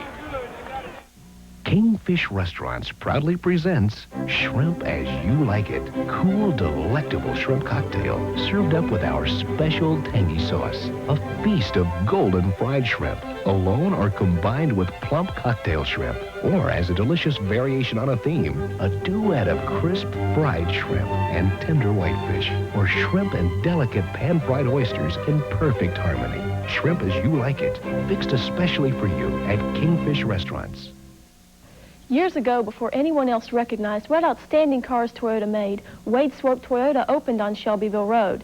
After some time, other Toyota dealers started popping up, getting on the bandwagon. But Wade Swope was selling his Toyotas for less than the others, and he continued to be the Toyota leader. Then when others started advertising discounts, Wade Swope came up with a $500 price guarantee. So remember, when we say that at Wade Swope on Shelbyville Road, Toyota prices are lower across from Oxmoor, it's not just a slogan, it's the truth. In Lexington, Kentucky, Bluegrass Country. The Wildcats leading Vanderbilt 7-6. We have an update on that Georgia-Florida game now. Jeff Dawson has kicked a 24-yard field goal for Florida, and that score now is Georgia 10, Florida 3. Mark Higgs on the first down carry. Across the 20 to the 22-yard line. Chris Gaines tripping up Higgs. Higgs so far has 36 yards on 7 carries. Ivy Joe Hunter has 86 yards on 13, and Logan has 37 yards. So the Kentucky running backs are really hammering at Vanderbilt. Vanderbilt with a total of 10 yards rushing all day. 2nd and 4 from the 22. They're going to run it again, and who wouldn't? I believe it's a first down run. Yes, Higgs gets the first down, tripped up by 64 Bob Scanlon. Boy, out of Mount Carmel High School in Chicago. Scanlon's one of those rough, tough rascals. You want him in there against the run. Not quite as mobile as you'd like a linebacker to be versus the pass. Now 19 D. Smith and 21 Jimmy O'Neill are the receivers, splitting wide to the right side for the Wildcats on 1st and 10 from their own 28-yard line. And they give the ball to Logan. Runs into his own man, and then about 5 white-shirted Vanderbilt players at the 31-yard line. This telecast is authorized under broadcasting rights granted by the Southeastern Conference and is intended solely for the entertainment of our audience. Any publication, reproduction, rebroadcast, or retransmission of the pictures, descriptions, or accounts of this game in whole or in part without the express written consent of the Southeastern Conference and the Turner Broadcasting System is prohibited. You love that. I love that. They ought to be able to rewrite that, make that a little shorter. We should set it to music, I think. 2nd down 7 from the 31. Ivy Joe Hunter to about the 34. Down he goes. Right. Remember, these are football fans watching. Don't mess around with this, Jack. That's what we're saying. You know how to talk to football people, Tim. That's the truth. It'll be 3rd and 4 now for the Kentucky Wildcats. 2:29 to go until halftime. We'll update you on all the college football scores at halftime, of course, including that Georgia-Florida game where Georgia's leading right now by a score of 10-3. Ransdell on 3rd and 4 has his man wide open. It's Pitts, first down to the 43-yard line. Andy Baker with the stop. 9-yard gain, 2nd completion of the day for Kentucky. Only the 5th pass thrown by Ransdell. Some of the fans here in the stands feigning an applause as you see Ransdell throw it again. They want him to throw the ball more often, and as Bob pointed out, if you're running the ball successfully, as we saw last week Alabama do to Mississippi State, why risk passing the ball, especially on a day like today? Here comes Hunter, hit in the backfield, breaking tackles. That's 3 tackles, 4 tackles he breaks until he's tripped up. And Hunter goes to the 39-yard line. Chip Price finally tripping him up. Missed tackle, some arm tackling there on the part of Vanderbilt. Ivy Joe Hunter over 100 yards now. And he's got the power that can run through tackles, also the quickness that can make you miss. There, Torrey Price finally drags him, just tried to cut his legs out with an arm, and brought him to the ground. Hunter had 128 yards against University of Southern Mississippi. He has 107 here today with a minute and a half to go in the first half. Looks like offsides Vanderbilt. David Worm, who had been injured early, back in there, may have jumped off. That's the 25-second clock, but that's not why the penalty. The penalty was on offsides Vanderbilt, I do believe. Although it was right at the expiration of the 25-second clock. Bill Goss, the man in the white hat, the referee today. We talked earlier, Bob, about the fact that earlier in the year, they were giving Bill Ransel a lot of flexibility when it came to changing the play.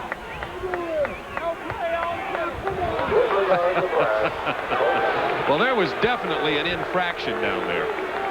Whether it was the 25-second clock or offside, but they decide to pick up the flag. Well, that's fine with us. We'll just go ahead with the ball game. It'll be first down 10. Much easier to just pick it up instead of saying offsetting penalties. You got to make so many signs if you do that.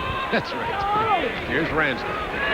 Play fake and throwing. And Wheeler open. Number 80, Wheeler inside the 15 down to the 11. They run so successfully. He goes back and fakes it to Hunter. Of course, Vanderbilt has seen that all day, and the tight end just broke away and caught for a big gainer down there of 26 yards. Vanderbilt in a too-deep zone. One of the weaknesses down the middle, but I didn't think he had enough room to stick it in. He really lined it in there. A beautiful throw by Ransdell. Good concentration on the ball by Mark Wheeler. Higgs on the reverse gives it to Smith. Look at that block. Smith gets inside the 10 to the 8, and now penalty marker goes down at the point of tackle. Fitz with the tackle. Further update here on that Georgia game. Keith Henderson of Georgia just ran the ball 50 yards down to the Florida 13. Georgia leading in that game 10-3. We'll have video highlights coming up at halftime. We'll see this play again. I'll show you what I admire about Bill Ransdell. You know, we've seen him play with pain. After the call, we'll take another look at it, but we've seen him play with pain and half the distance. Probably personal foul. It came at the point of the tackle after the play. That's the second personal foul call against Vanderbilt today. Now watch number 9, Ransdell. He's leading the way. You follow me, D. I'm going to take you home. Boom.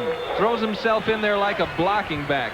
Armando Fitz pulls Smith to the ground. I like to see that. First down goal from the 4 Wildcats. Logan to the 1.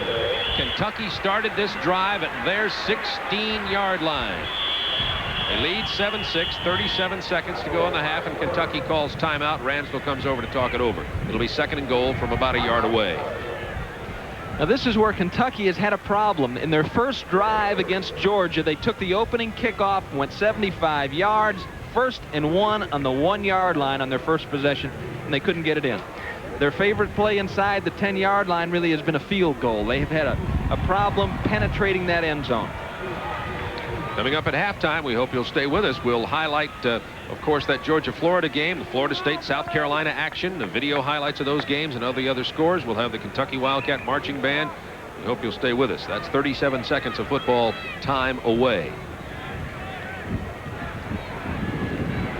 Sparse crowd at Commonwealth Stadium. It's been very wet and rainy, and it's the opening of the deer hunting season in these parts, and there are a lot of football fans who are out there in the woods today getting wet instead of being wet here.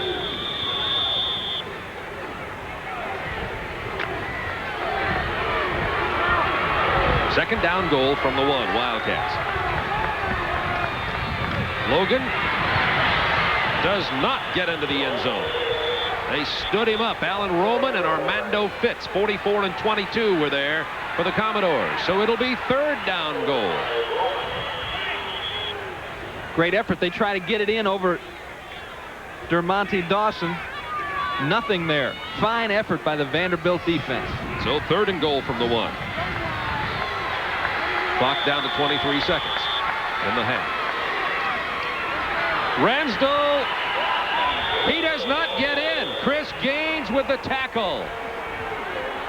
And the clock goes down to 17. So the Commodores, who had been allowing gaping yardage by the Kentucky Wildcats, stood tough on their goal line.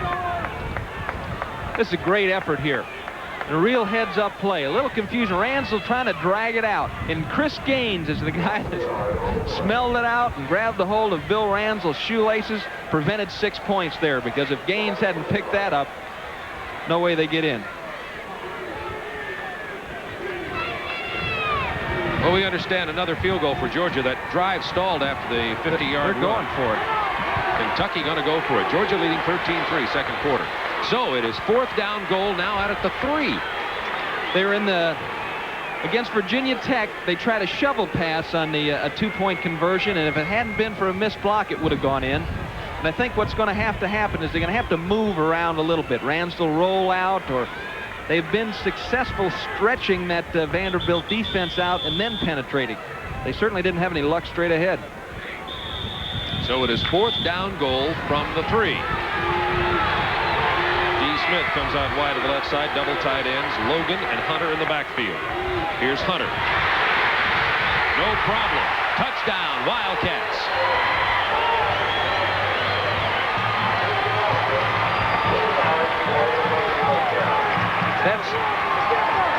They're excited. That's the hardest Hunter has been hit all afternoon. I'm not sure that he'd agree with that, but a gutsy, unlike Jerry Claiborne call. Very conservative usually. Nice block by D. Smith on the crackback, almost identical to the play that we reviewed earlier. Todd Wheeler got the hook block, and it's a touchdown for Kentucky. Worley in for the point after. 12 seconds remaining in this half. An 84-yard drive. Bad snap. Worley's lateraling the ball back. It's picked off by Vanderbilt. It was Tim Jones who had the ball lateral back to him, and then Renford Reese snapped it out of the air. So the point after is no good, and the game remains at 13-6, and both these teams have missed 2-point afters. Looks like a bad snap. It was. Little high and a wet ball. Tim Jones might have been able to handle that, but the kicker says, I know one thing. Right.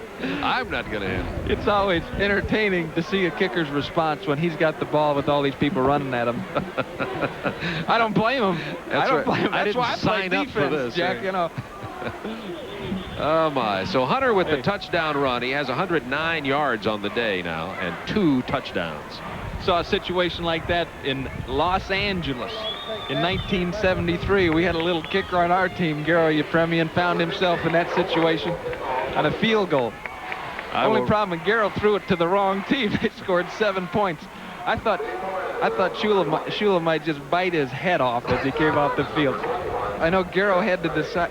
I'm sure he's thinking about, let me go right to the locker room now. I know Shula bit most of his hair off, if not his head. 13-6, Kentucky leading. There's the statistics on the drive. Hunter with the 2-yard run for the touchdown. But the big play was the passing play to Wheeler for 26 yards over the middle. 12 seconds to go in the half, so Vanderbilt has an opportunity to try something with this kickoff. They have Jeff Mays and Mark Johnson, 2 very good kick returners. They lead the league in kickoff returns.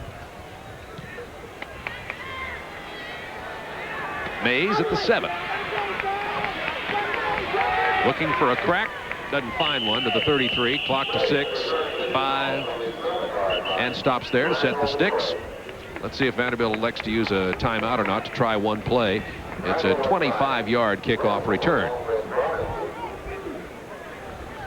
Got an offside call against Kentucky on that kick, but the clock's down to 5 seconds, so Vanderbilt can decide to try one play from scrimmage or make them kick it again.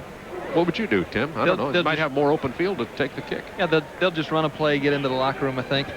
You know, last week against Virginia Tech, this Kentucky defense, Virginia Tech did not get a first down until the last possession of the first half. They limited them to 0 yards throwing the ball and only 64 yards running. And so they have performed well in spots. Vanderbilt with time for one offensive play before halftime. 5 seconds remaining. Kentucky 13, Vanderbilt 6.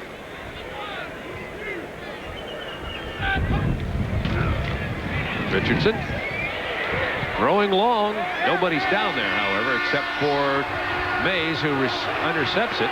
There's penalty markers down, so even if he were to score, it wouldn't count. The horn sounds. That's the end of halftime, with Kentucky leading by a score of 13-6. Tony Mays with the interception for the Kentucky Wildcats.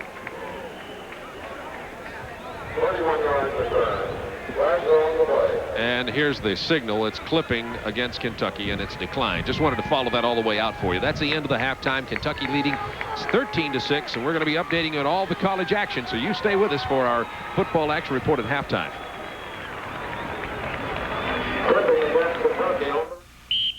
Announcing the Valvoline 4-Guard I Love a Parade sweepstakes. Win a trip for 4 to 4 of America's greatest parades. To enter, watch the next commercial and remember what the driver of the smoking car says. Then go to a participating store for details.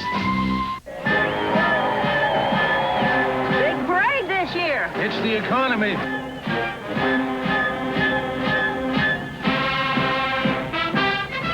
Oh, Russell, what kind of motor oil are you using? Motor oil is motor oil. Motor oil definitely is not motor oil. A 4-cylinder engine works harder and needs the extra protection of specially formulated Valvoline 4-Guard. Not much of a parade this year. It's the economy. Oh, Russell.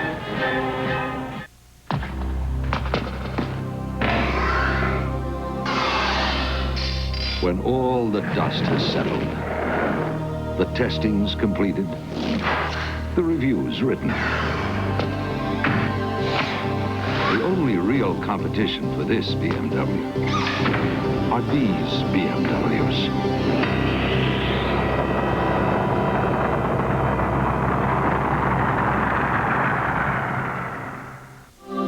Experience an incredible advance in Gillette shaving smoothness. Atra Plus.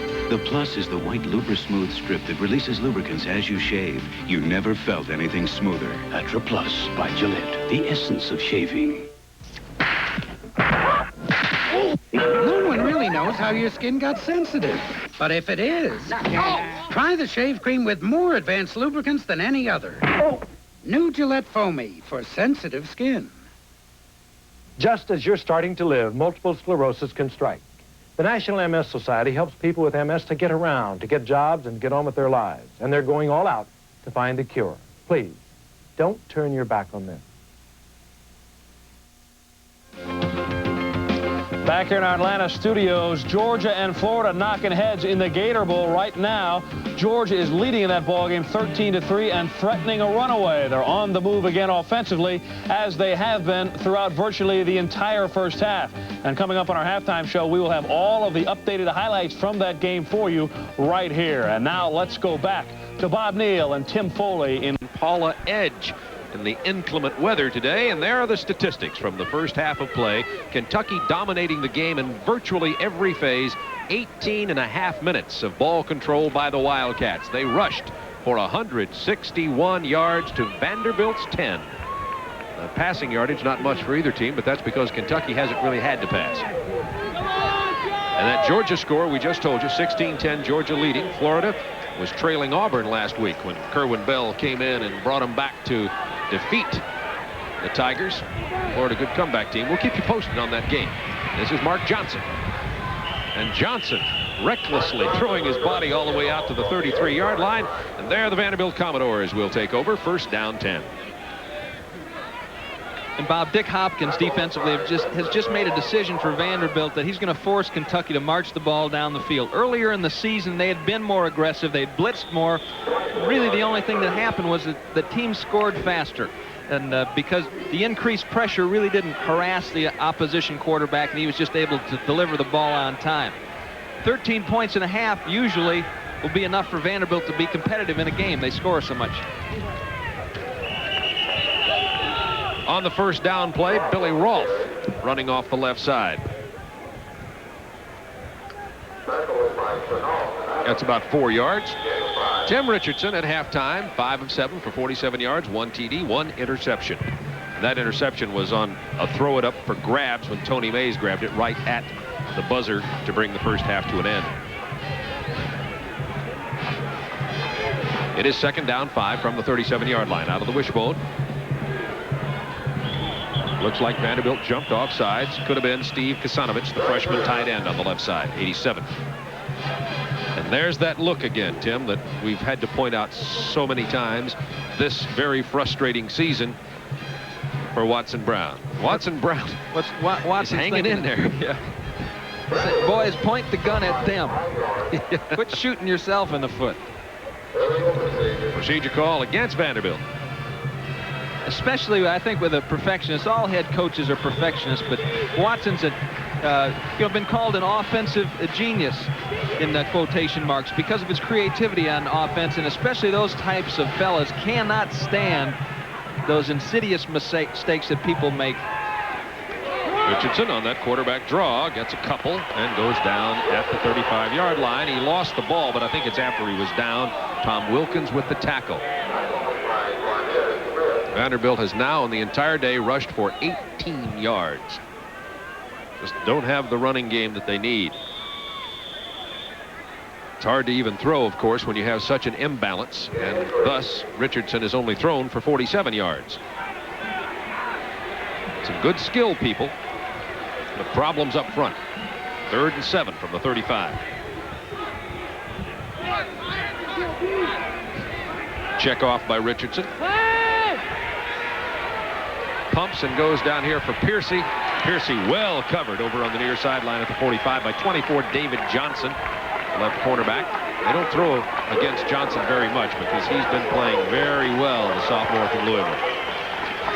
Vanderbilt goes 3 downs and out, and in comes Alan Herline to punt. They tried to get a little quick out to the wide side for the first down, Bob, but Kentucky had rolled up, and the offensive reaction to that is the fade down the sideline. A good job by David Johnson taking that away. It's 4th down 7. Bad punt by Herline. He almost missed the entire ball. And it's picked up for Kentucky by number 8, Ron Mack. He almost misses the ball, Tim. Herline had a big kick in the first quarter. 53-yarder that got Vanderbilt out of trouble. Looks like he dropped the ball a little bit too far there. Skidded off the right side of his foot. Certainly not the desired results. 27-yard punt. Kentucky with good field position. 1st and 10 from the 43. Logan. It's about 5 right up the middle to about the 48-yard line. Tackle by Kenny Pulse, number 53 for Vanderbilt. Very quiet crowd today. Give them a break, will you? Kentucky's winning. We need a little cheering here from the Wild. Get down there and stir them up a little bit, Tim. Cheer, they might drown. They're here. I think they deserve a round of applause for being here on a day like today. Here comes Hunter. Close to the first down, inside Vanderbilt territory at about the 49. Chris Gaines with a stop, his 6th tackle of the day. Gaines playing on the outside for Vanderbilt. An actual position is called defensive end. It's about the same as an outside linebacker. He had been the middle linebacker. They've moved him out there to try to get more penetration from him. He's been very active again today. Andy Murray and Ivy Joe Hunter in the backfield for Kentucky. See Eric Harmon strapping it up there, tightening up those shoulder pads. It's 3rd down 1 out of the eye. Hunter.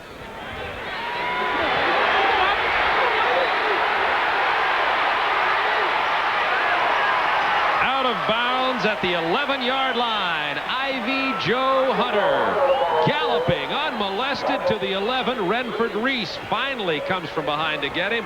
And Ivy Joe really galloping for 37. Fine job by Butch Wilburn and Sam Rattel on that right side. And you see Cornell Babbage getting a very important block. Dermonti Dawson out front. And now it's Ivy Joe Hunter. The speed to go with that power. Starting to wear down a little bit as Renford Reese catches him from behind. On the first down, they hand it to Murray. Murray stacked up at the 10. And now Hunter has gone 150. The most previous to this was Hunter, who had 128 against Southern Mississippi. And I think what you're seeing here is the evolution that Kentucky's offense has taken during the season. They started out by putting a lot of pressure, a lot of weight on the shoulders of Bill Ransdell. Haven't really been able to protect him that well, and as a result, they've gone more to the running game. Higgs, Murray, Logan in the backfield. This is Logan, 25. Easy touchdown, Kentucky. Big power sweep to the right side. And junior Mark Logan scores his first touchdown of the day. At the right side of the offensive line, let's watch him work now.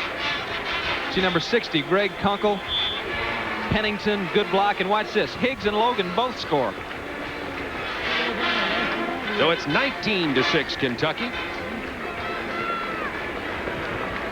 They had good field position here from their own 43 following the only 27-yard punt from Vanderbilt. The point after by Worley is good. And it's Kentucky 20, Vanderbilt 6.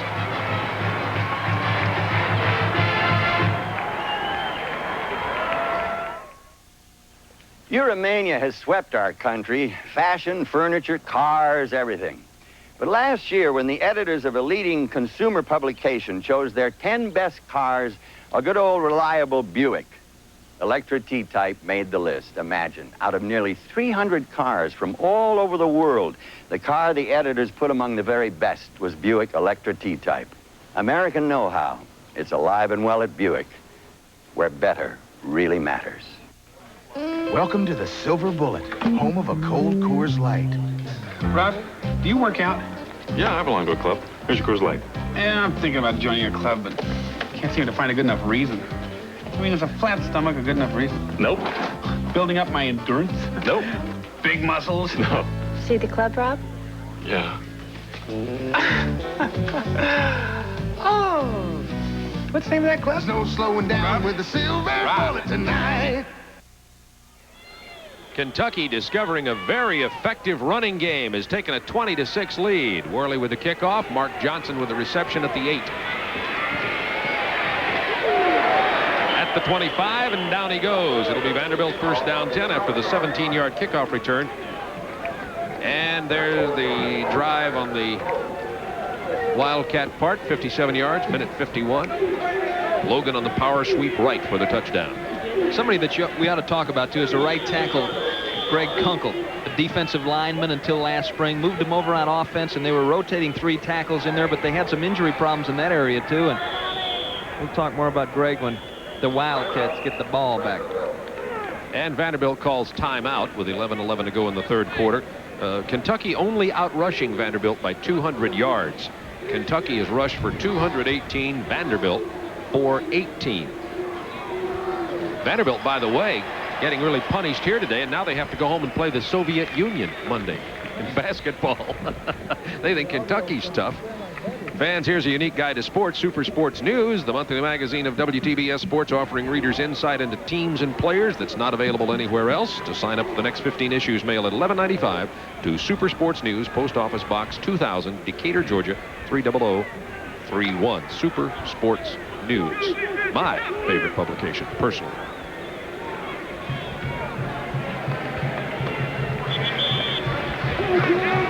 It's halftime at Jacksonville. Georgia leads 16-10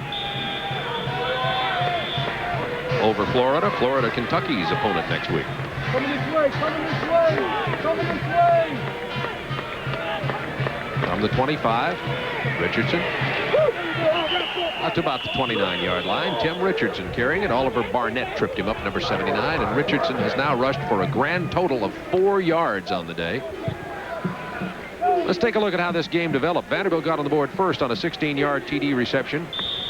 15-16. Still 6 points. They missed the point after. Second quarter, Vanderbilt falls behind when Kentucky scored on a 13-yard TD run by Hunter, and then Hunter went from 2 yards out to make it 13-6. They missed the point after on a bad snap.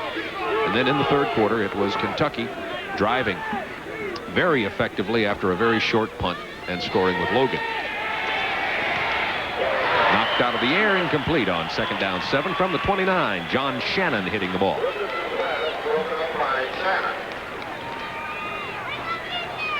This is always going to be a problem for a quarterback that's not over 6 feet tall. Timmy Richardson's just waiting for that back to clear inside. Shannon knocks it out of the air.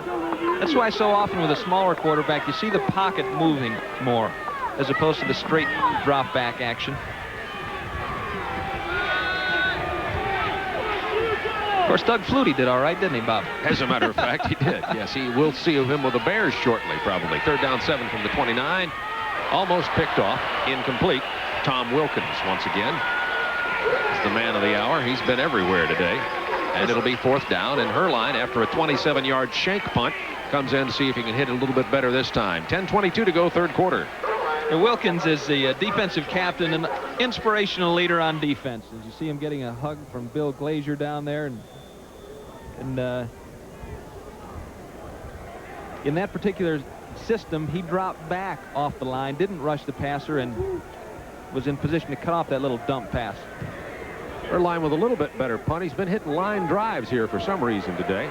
Burbage down at the 31-yard line. Kentucky takes over there. 1st down 10, leading by a score of 20-6. This is Super Football Saturday on TNT.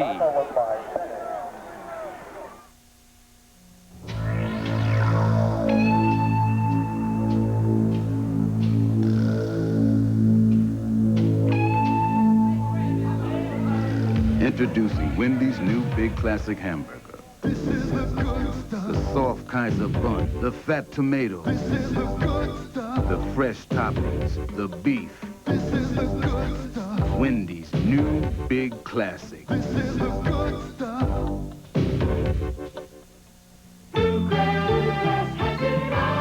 Drive an 86 Lincoln Town Car for only $16,999 with uncompromised features like electronic stereo search radio with cassette tape, Lacy spoke aluminum wheels, speed control, tilt steering column, and Bluegrass Kit full-size comfort. The Lincoln Town Car for only $16,999. The nicest luxury is the bottom line. Bluegrass has it all. Bluegrass Lincoln Mercury across from Bluegrass Isuzu. Cornell Burbage was shaken up and injured on the near sideline following that punt on the part of Vanderbilt. They're working on the side. Here's the replay again. Tim, you said you thought he saw him get hit in the thigh here. Yeah, he's trying to get to the sideline here. Whaler nails him, and Scott Penny comes in, and he might have got a hip pointer, Bob. Looks like he might have got that face mask right on the hip. He grabs his hip with his right hand there. They're working on him. We'll give you an update on the condition of Cornell Burbage here. And off Mark Higgs to the 35-yard line. Higgs has nearly 50 yards today, 46 in 9 carries. There's Burbage on the sideline. Get a report on him as soon as we can. 9:53 to go, 3rd quarter. 2nd down 6, Kentucky from their own 35-yard line. Eric Pitts coming out of the lineup now. We have double tight ends. Pennington and Hadrich are in there, along with D. Smith, the freshman flanker. Backs are in an I formation. They are Higgs and Logan. Ransdell on a naked reverse, pumps to throw, is hit, now goes down after a gain of about a yard. Worm just bounced off of him. Penalty marker is down. Looks like they hit the quarterback late again. Vanderbilt's been penalized twice already today for late hits, and it's going to be their 3rd time. That'll be a 1st down. They'll tack the penalty onto the yardage gained by Ransdell. Tim Jones checking into the ball game now for the Kentucky Wildcats, number 17. See if we can see what happened at the end of the play. Bill Goss, the official, with the personal foul indication. Whaler way up in the air to try to knock that ball down. Dave Worm misses. Beelan there, and then there it comes in there late. Chris Gaines. Chris Gaines, who's played an exceptional game just all over the field. Just couldn't get off the pedal in time. 1st down 10 from the 47. Higgs. Not much that time, maybe a yard. David Worm leading the tacklers, the nose guard for Vanderbilt. 9:04 to go, 3rd quarter. And they're warming up the backup quarterback, Eric Jones. Let's watch David Worm in here. And see the middle of this line working. Worm penetrates upfield. Now he's right in Brad Meyer's pocket, trying to get there, trying to help out on the back, and he does an excellent job. That time Vanderbilt had containment upfield, forced that run back inside. 2nd down 9 from the 46. Ransdell going to run out of the pocket. Close to the 1st down, took a hard hit and lost the ball. And it is Vanderbilt football at the 36-yard line. Make it about the 38-yard line. So another turnover. We'll see this again, and that just displays the intensity of Bill Ransel. Most quarterbacks would be diving or sliding for the first down, and not him. He's up over the top, but the ball comes out. And one of Bill's problems earlier in the year was that he's so intense that when he made a mistake, he'd crawl into a shell a little bit, and he's really gotten a lot better with that. Vanderbilt with a new quarterback, Eric Jones, the sophomore from Decatur. Hands the ball off to Billy Rolfe, and he gets about 3 yards up the middle. Jones had been playing quarterback when Richardson had been hurt. Jones is an excellent athlete who's also played tight end and wide receiver for Vanderbilt, a transfer from Northwestern University. Came into the game 16 out of 39 passing with 6 interceptions, 1 TD pass. Had a fumble last week that was costly when he was hit in the backfield in the loss to Memphis State, but he's an excellent athlete. North Carolina State still trailing Virginia. That's in the third quarter, being played at Charlottesville. Potential upset in the making. Boston College at halftime, the lead over Temple. Arkansas leading Baylor, 10th ranked Arkansas Razorbacks. Notre Dame, no problem with SMU so far. That's second quarter score. Wake Forest leading Duke by 2 in the second. And South Carolina, always tough at home, and a scrappy football team with a potentially flat Florida State team after that big game with Miami last week. And South Carolina leading Iowa State out in front of Nebraska. 14-7 Iowa State leading. Colorado upset the Cornhuskers earlier. Second down 5 from the 43 Vanderbilt. Give it to the first man, fullback. First down Vanderbilt. Billy Rolfe running tough off right guard. The big 230-pound fullback. Tackled by 36 Jay Dortch, a gain of 8 yards. One of the longest gains on the ground for Vanderbilt of the day. Nothing fancy, just regroup, just straight ahead. The last 2 plays have been 2 of the most effective plays of the game for them to this point. 20-6, Kentucky leading. 7:50 to go in the third quarter. Ball just inside Kentucky territory. They give it to Rolfe again. Another big hole and another first down. So that option out of the wishbone formation working well at the moment for Vanderbilt. Some people think the best way to attack this 8-man front is right at him. There you see Mike Johnson whirling around, sealing off the hole, and a nice tackle by Chenault downfield. 39.5-yard line, and Vanderbilt trailing 20-6 with the first sustained drive on the ground they've had all day. Officials taking their time setting the sticks as they mark it. Matter of fact, they've not even decided it's a first down yet. They're going to bring the sticks in here to measure.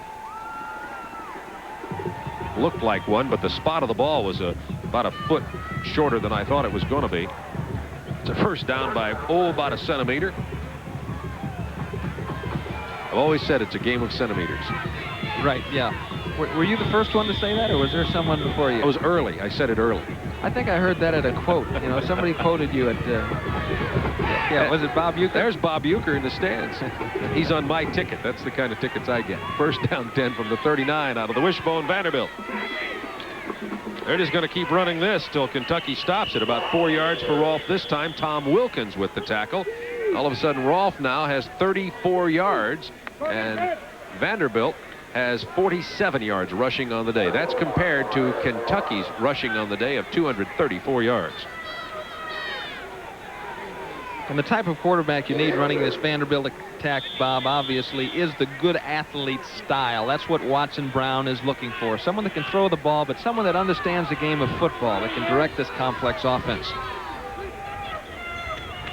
Rolfe again on the left side, driving and driving, close to the first down again. Got to talk about DeGroot and Johnson and Holt over there, too. They're really moving the right side of the Kentucky defensive line. Looks like it's just short. They're going to have to come in and measure this one again. Got about the same position as that last first down. There might be some confusion on the part of the Kentucky defense, too, as to who's to take the fullback. Oftentimes, you ride the fullback into the line of scrimmage. If someone hits him, you pull it out. So it's really an unblocked man that hits the fullback, and in essence, the fullback blocks that particular player. And right now, the fullback's running clean.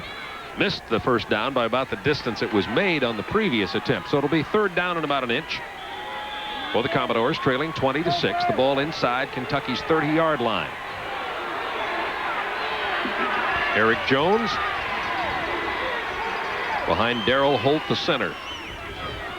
Rolfe driving for about 3. Billy Rolfe has not had this many carries in a game for a long time. Coming into this game, as a matter of fact, Rolfe had only 11 carries, and today that was his 9th.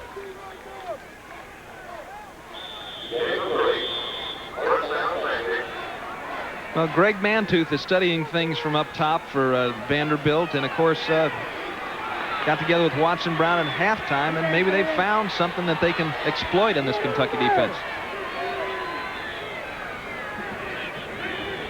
On the first down, Rolfe again tries the right side to about the 22, 23-yard line, and Tom Wilkins with his 8th tackle of the day for the Wildcats. And Wilkins is kind of indicative of the kind of player that Kentucky has, I think, Bob. And we've seen them over the past 4 years in SEC action and in bowl game action, and they always display a lot of character. Not the biggest or maybe the strongest players in the league, but always hanging tough in there. Crawford in the backfield with Rolfe. Give it to him again, and finally he only gets a yard. Christian Nolt with the stop. And it'll bring up 3rd down at about 5. And Billy Rolfe says, what is going on here? 10 carries. How many has he had in a row? Check with our statistician, Alex Vergara here. I think he's had about 5. Often 6 carries. Yeah, and often that's not a called play, Bob. That's a read. They call a wishbone, and the fullback ends up with the ball. 3rd and 6. From the 22, Eric Jones. Short of the first down. He took a real hard hit over there by number 3, Tony Mays. It'll be 4th down and short yardage.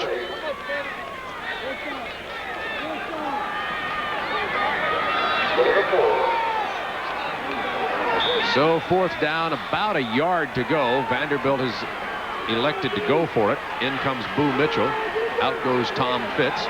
Vanderbilt has that wishbone offense. Twice in Virginia Tech's last drive in the last week's game, Bob, they went for it on 4th down, made it twice, converted it twice. Let's see what Vandy does here. Eric Jones gets the first down. Vanderbilt inside the 15 to about the 12-yard line. Jones is a pretty good-sized fellow. He weighs up near 200 pounds, and he's about 6'1½". Here he rides Rolfe into the line of scrimmage. Obviously, the hole is there as Shannon drags him down. He is a good size, and I think to be a quarterback at Vanderbilt these next few years, you better be good size. You better be pretty sturdy, because it's going to be a physical game for you. First down from the 13. They give it to Crawford. He drives inside the 10 to a 7-yard line. Penalty marker after the tackle. So Everett Crawford gets it inside the 10-yard line, and Vanderbilt started this drive on their 38-yard line. We'll get a chance to see the penalty here. Crawford, the run coming to an end. John Shannon, 91, got a hold of him and got a face mask call. You see the number on that, Bob? Looks like 28 Gover, possibly. Let's see here. We can maybe see when the 28, yes. And it is Gover, Dayton, Ohio. Gets his name mentioned with this penalty. First down, Vanderbilt. They move it half the distance to the 3.5-yard line, so it'll be first down goal, Commodores. What do you do here, Bob? Give it to Billy Rolfe. You bet. I even knew the answer to that. Actually, it's not quite enough for a first down. It'll be second down in just about inches. Got Jerry Claiborne there with the former Kentucky player, Tony Zach. They fake to Rolfe, give to Crawford. He dives, drops the ball. And as the season has been going for the Commodores, they fumble on the goal line. It belongs to Kentucky. There is also a penalty marker at the line of scrimmage. The man with the ball is Oliver Barnett, number 79.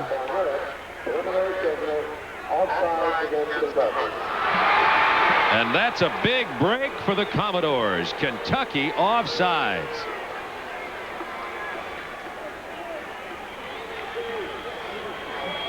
Kentucky can rise exhibition to the goal line. That would have been the third turnover by Vanderbilt today.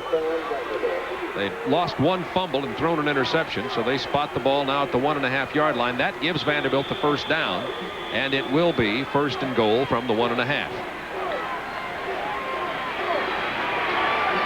Vanderbilt with 3 tight ends, Parker, Kasanovich, and Chris Twiss in the game.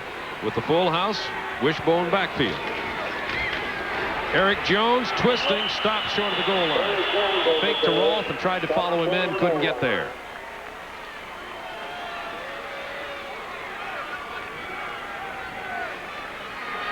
The same type of play that took him down. Jones pulls it out, and isn't it amazing? You watch these coaches on the sideline, just see their face. Good job by the Kentucky defense. Christian, you watch their face on the sidelines, and you see the pressure etched in their eyes, and the thing they hate the most is the thing that keeps them coming back. Rolfe, touchdown, Vanderbilt. Billy Rolfe.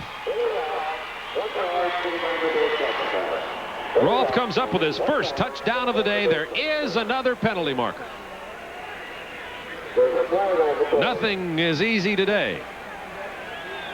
Some fiery tempers down there too, but cooler heads are prevailing. And here comes Bill Goss with the announcement, which we won't hear. Touchdown counts. Personal foul will go against Kentucky, and that'll be penalized on the kickoff.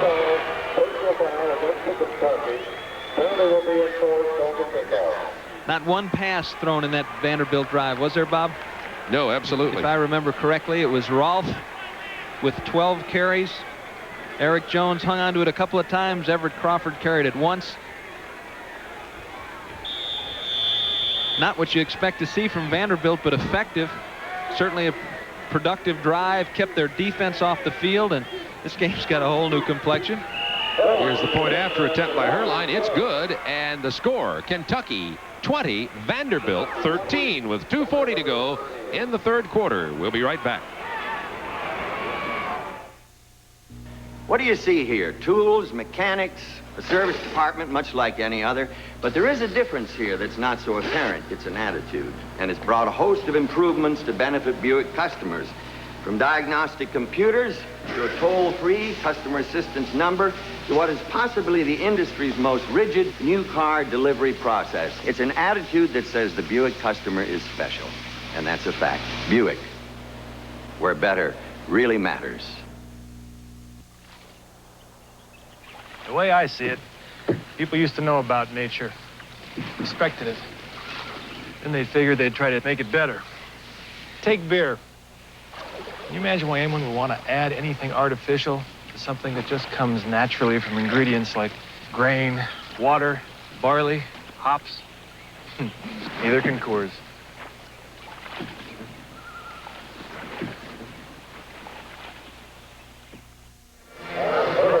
Today's game is being brought to you by Valvoline Motor Oil, where motor oil is not just motor oil. 2 minutes, 40 seconds to go, third quarter. Kentucky 20, Vanderbilt 13. And they penalized, the penalty on the personal foul moves the ball out to the 50. Jerry Claiborne's got a hold of the defense down there in the sideline, our side about the 40-yard line, north end of the field, and he's giving them a talking to. Rolfe carried the ball 9 times on that drive. Jones 3 carries. Crawford had it 1 time. No passes thrown by Vanderbilt as they bring in sophomore quarterback Eric Jones to replace Tim Richardson.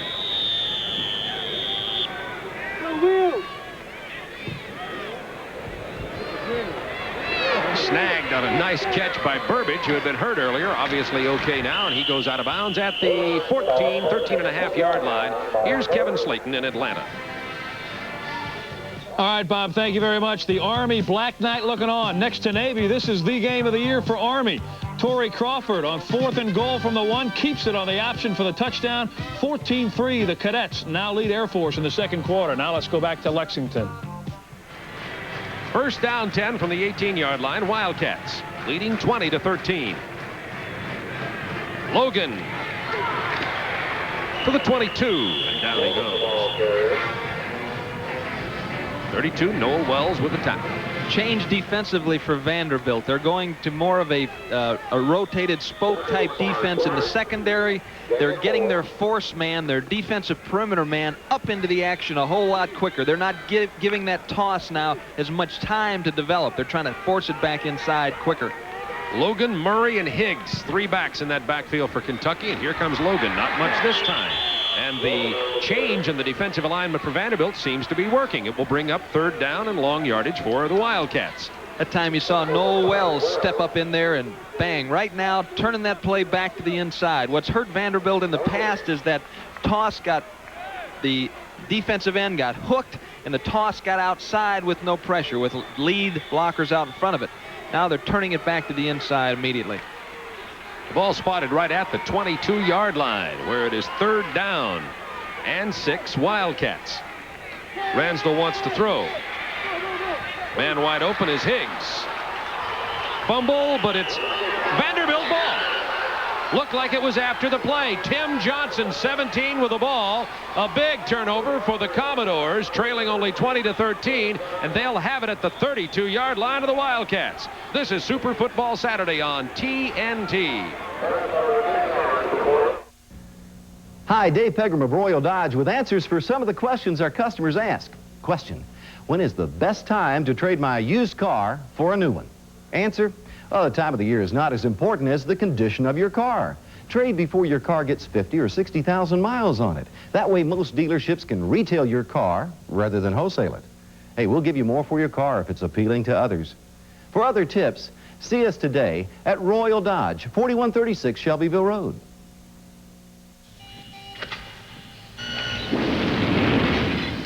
There's only one thing worse than undercooked roast beef, and that's overcooked roast beef.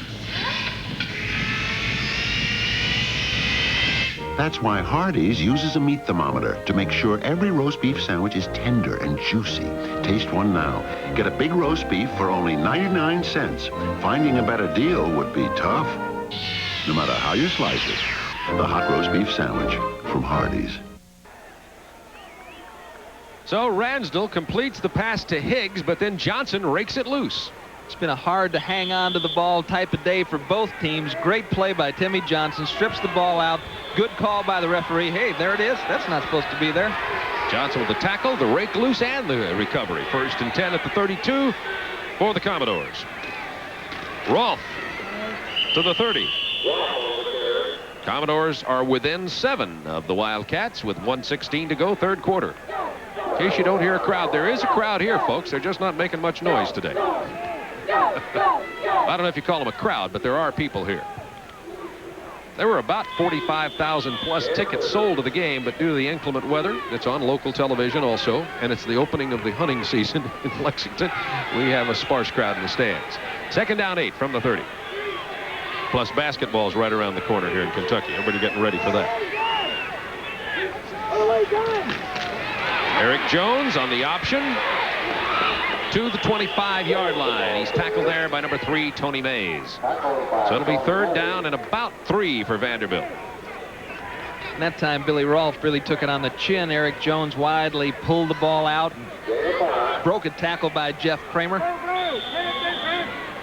We saw Eric Jones come in against Georgia and lead Vanderbilt to a touchdown at the conclusion of that football game. The time you saw is time remaining in the 3rd quarter. 13, 12, 11, and counting. 3rd down 3. Eric Jones keeps it, doesn't get it. Stopped short of the 1st down by Don Urano, the senior from Zanesville, Ohio. That's the end of the 3rd quarter. Kentucky leading by a score of 20-13.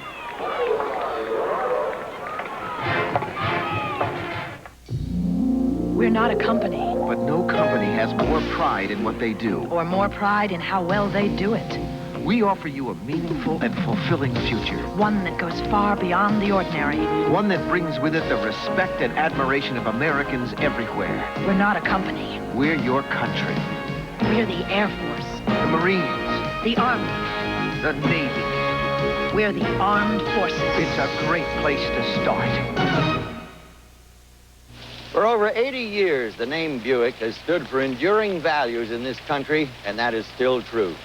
Because when it comes down to what really matters on some cold, wet morning, when you settle behind the wheel and touch the key to the ignition, that is when you come to know the reliability that goes into making a car like this Buick Park Avenue special. Consider it, not because it's perfect, but because it's so good at the things that really count. Buick, where better really matters. This is Super Football Saturday on Turner Network Television. Some Toyota dealers sell the Cressida for more than the sticker price. But at Wade Swope Toyota, you can get a great deal on a Cressida without paying $1,000, $2,000, or even $3,000 too much. Even though the Cressida is the top-of-the-line Toyota loaded with luxury, there's no reason to pay for silly add-ons that don't add to the value of the car. At Wade Swope Toyota, you won't be charged for lot fees, dealer preparation, market price adjustments, or other silly add-ons. Come to Wade Swope Toyota, Shelbyville Road, where Toyota prices are lower, across from Oxmoor. Now through Tuesday is Smith Furniture and Appliances Veterans Day sale with name brand values like these. VHS video cassette recorders now as low as $229. Whirlpool feature packed washers with self-cleaning filter now only $339, including free delivery. Or choose a Sharp Auto Touch microwave oven with carousel turntable, sale price for just $199. Other Sharp microwave ovens as low as $89. Smith's Furniture with an army of savings today through Tuesday. Whoo! Smith's Furniture, that's who. Wheel of Fortune tonight at 7 on 32 WLKY. To begin the fourth quarter, Vanderbilt is going to attempt a 41-yard field goal. Her line is only 2 out of 5 from 40 yards plus. The holder is Tom Gray, number 18. Hit this one well, and it is good. A 41-yard field goal by Alan Herline, and the score, Kentucky 20, Vanderbilt 16. So Alan Herline with the field goal, and now Vanderbilt a touchdown away from taking the lead in this game. And unless Kentucky can solve the Vanderbilt running game, they could have a little problem. Vanderbilt seems to have been playing better in terms of stopping Kentucky's running game, Tim. After that first drive, Dick Hopkins made some adjustments in the alignment, and they've done a fine job. Today's game brought to you by Coors and Coors Light. Beers with a difference worth tasting. It'll be Burbage and Smith back to take the kickoff for the Kentucky Wildcats with 14:55 to go in the ball game. The crowd coming to life for the first time in the day. I believe the crowd may have just felt that Kentucky would methodically win this game, but Watson Brown and Vanderbilt and the Kentucky fans alike now see that we do have a ball game on our hands here in Lexington, Kentucky.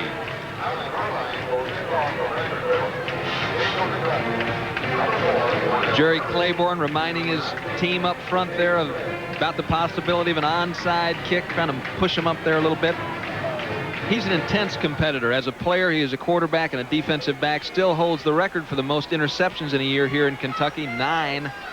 And double major, I think his average was 3.7 out of 4, just an excellent student. Smith at the goal line for the Wildcats. Vanderbilt missing tackles all over the field. Smith out to the 37-yard line. Finally brought down by 43, Torrey Price, a 38-yard kickoff return. Vanderbilt, by the way, has converted 2 straight Kentucky fumbles into 1 TD and 1 field goal. Well, D. Smith is probably the best athlete of the wide receivers and probably the best after-the-catch player that they have. As you saw, a great block by John Groves coming back and springing him for a few more yards. Slot left formation. They hand the ball off and run it to the 40-yard line. Not much more. That's Mark Logan with the carry for the Wildcats. And a further update on the Georgia game. Georgia now leading Florida 19-10 in the third quarter. It was a 43-yard field goal by the Georgia kicker Crumley, his 4th of the day. We hope to bring you some video highlights a little bit later. Second down 8. Kentucky from their own 40, just inside. In motion, Burbage. Ransdell gives to Ivy Hunter. Whoa, gee! He is off and running. But remember, number 44, Alan Roman, can catch him from behind, but he grabbed a face mask. The penalty will follow down to the 20. Hunter just leapt over the Vanderbilt players who were on the ground. For somebody that likes football, this is worth the trip. What a run here by Ivy Joe Hunter.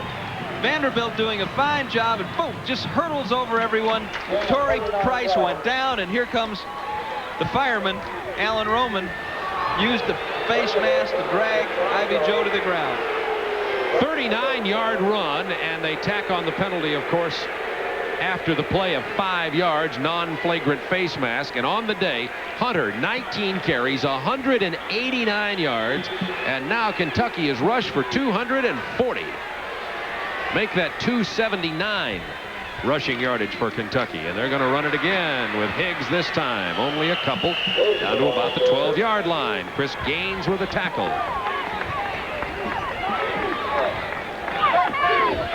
13:45 remaining in the game. Kentucky leading 20-16. The thing that has kept Kentucky from winning a couple of big games is the ability to make the big play at a critical time.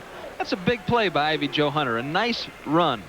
Did a lot of it on his own, and that's what you need to do. They've had opportunities to, well, they were in the LSU game almost the whole way. Georgia started out well, but they were out of that early.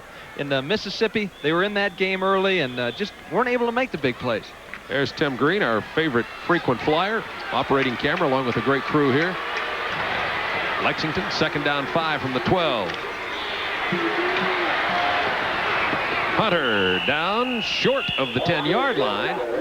Just as I had complimented Vanderbilt on stopping the run, they seem to be stopping it a little bit more, but then they give up the big 39-yard run to Ivy Joe Hunter that got him down there. But now it is 3rd down 3. Actually, it's much closer to 3rd down 4. Let's call it that.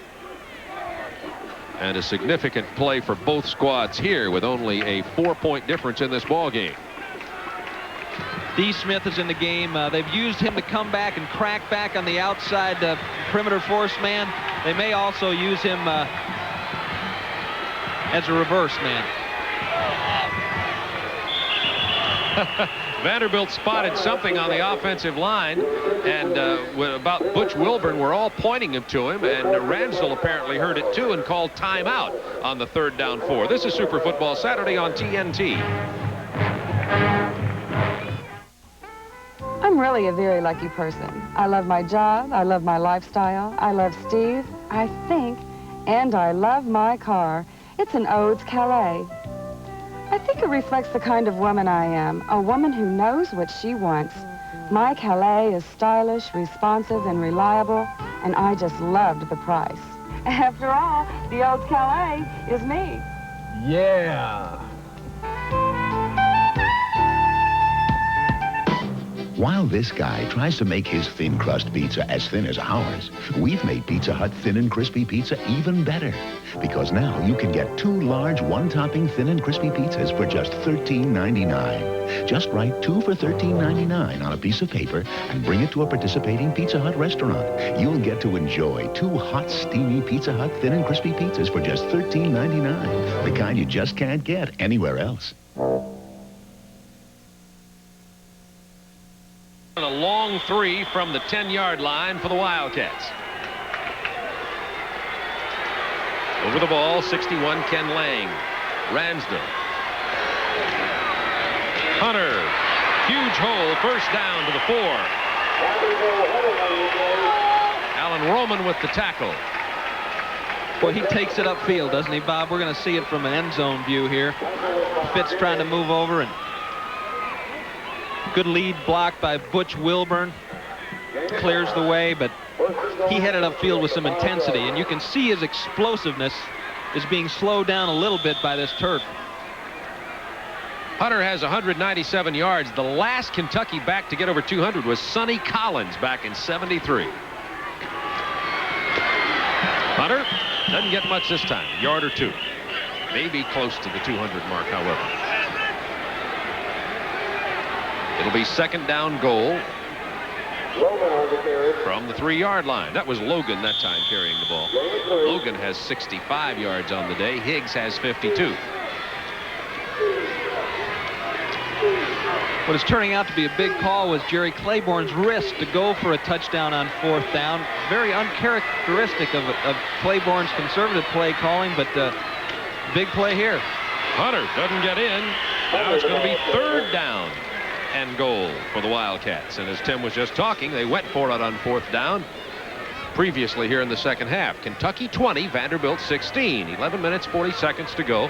These two teams, you know, you might not think this is a significant game with neither one of them having a win in the conference, but don't tell that to Kentucky or Vanderbilt. They are battling for their very lives in terms of their pride and in terms of staying out of the cellar of the Southeastern Conference. Exactly, and Vanderbilt needs badly to win a close game like this, a game that they're in, they can stay in for 4 quarters and come up with a victory. On third down, Hunter. Touchdown, Ivy Joe Hunter.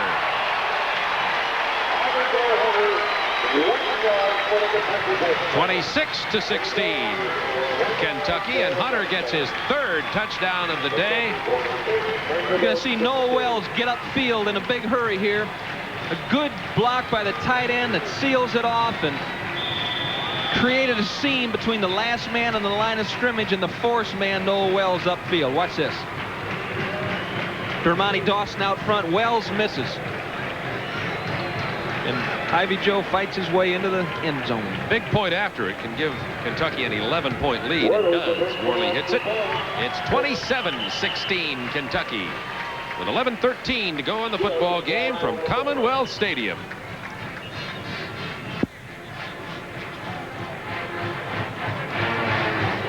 And I guess we're not going to break a commercial because there was a penalty marker in the end zone, which will be penalized on the kickoff. Now that I've said that, I wonder if we do want to take a commercial break here. We'll find out together. Stay with us, folks. There's the call. It's good. It'll be penalized on the kickoff. We'll be right back.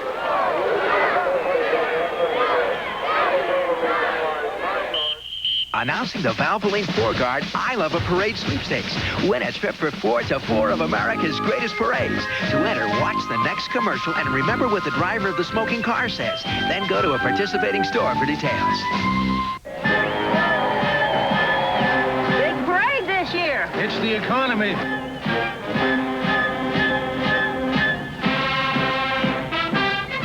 Oh, Russell, what kind of motor oil are you using? Motor oil is motor oil. Motor oil definitely is not motor oil. A 4-cylinder engine works harder and needs the extra protection of specially formulated Valvoline 4-Guard. Not much of a parade this year. It's the economy. Oh, Russell.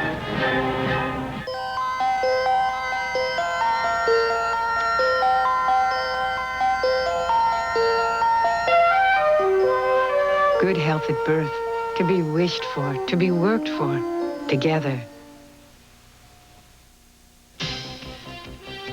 Florida making a comeback down in the Gator Bowl. Kerwin Bell to the Rocket Natil, his 2nd touchdown catch of the day. The Gators trail now by 2, and those early missed opportunities by Georgia may be coming back to haunt them. Let's go back to Lexington. In Lexington, Kentucky, it's Kentucky 27, Vanderbilt 16. And the penalty following the point after moves the kickoff spot to the 50, goes into the end zone, and it'll be brought out to the 20, where it'll be Vanderbilt ball. There's a scoring drive for the Wildcats, very effective. It was, of course, keyed by the 39-yard run by Hunter. The 1-yard run was almost like an afterthought after Hunter made an exceptional, explosive run off right tackle of 39 yards. Hunter has 199 on the day, 23 carries. He has 3 touchdowns. Those are all season highs. We're going to pause 5 seconds to allow our local station to identify themselves. You're watching Channel 32, WLKY TV, Louisville. Eric Jones at quarterback for the Commodores on 1st down 10. Jones keeps it, gets about 4 near the 45.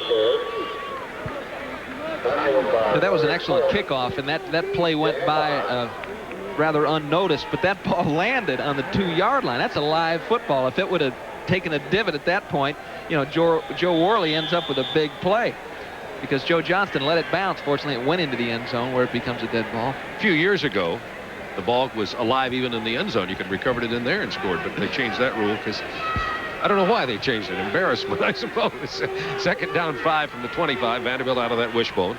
See if they can continue the good running game. They give it to Rolfe. He gets 2 or 3. It'll bring up 3rd down short yardage for the Commodores.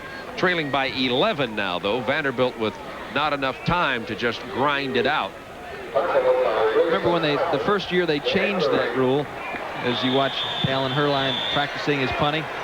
We were down in College Station right at the beginning of the year, and I wasn't really familiar with the fact that they changed it, and we were watching Jackie Sherrill and Texas A&M discover Doug Flutie, and a kickoff rolled free in the end zone. I thought I was going to come out of the booth. You were trying to fall on that ball. Eric Jones, I don't think he got the first down. You had about as good a view of that as I did. Larry Smith with the stop there is Jones on the keeper. It'll just all depend on the spot of the ball, and it's going to be short of the first down. But Vanderbilt trails by 11. They'll have to go for it here. 9:41 to go in the game. Maybe not, huh? Yeah, I'm not sure. They're going to, though. Well, trailing by 11. Watson, Tim, I don't know if they can. You're right. Watson agrees with you. Big hit here by Larry Smith. Stands him right up underneath him, and he gained no more yardage after that contact. Since Jones went into the game, there have been 3 drives and no pass attempts for Vanderbilt. 4th and about 3-4 inches. Jones keeps it, fumbles it. It's Vanderbilt ball, and they have the first down. That's 4 fumbles on the day, 5 for Vanderbilt. They've lost 1. Kentucky's fumbled 4 times.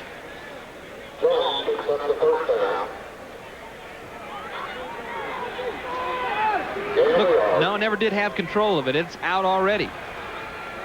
Ball's underneath, right on the stripe. You see it there? Jones sifting through, finally finds it. Crawford diving in to help. 9 fumbles in this ball game today. First down 10 from the 31-yard line.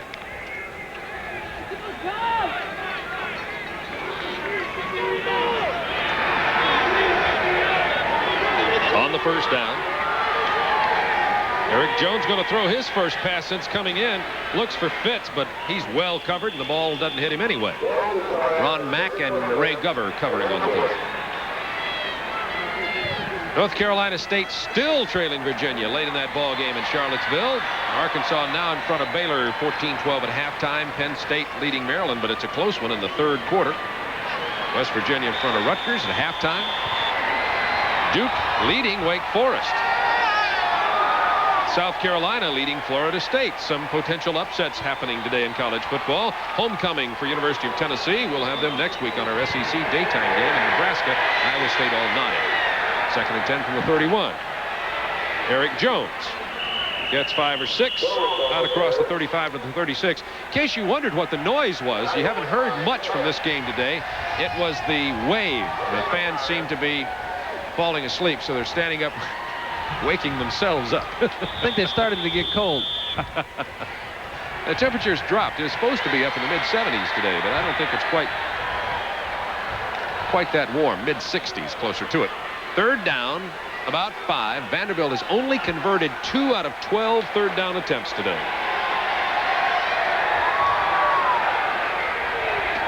Eric Jones. It is complete. Whoa, what a play. A sliding Carl Parker, and the pickoff attempt was about as pretty as the reception, but it's a big first down and the longest pass play of the day of 18 yards for the Commodores. They try to get Carl Parker up in the back door. Ron Mack diving. Looked like he almost got his hand on the ball, but Parker came up with it. They threw that pass against Duke for a touchdown. They've used it effectively throughout the year, sparingly, but when they have to have it, they like that backdoor sideline and up pattern. 1st and 10 from the 46. They give to Crawford, about 2 yards off the right side.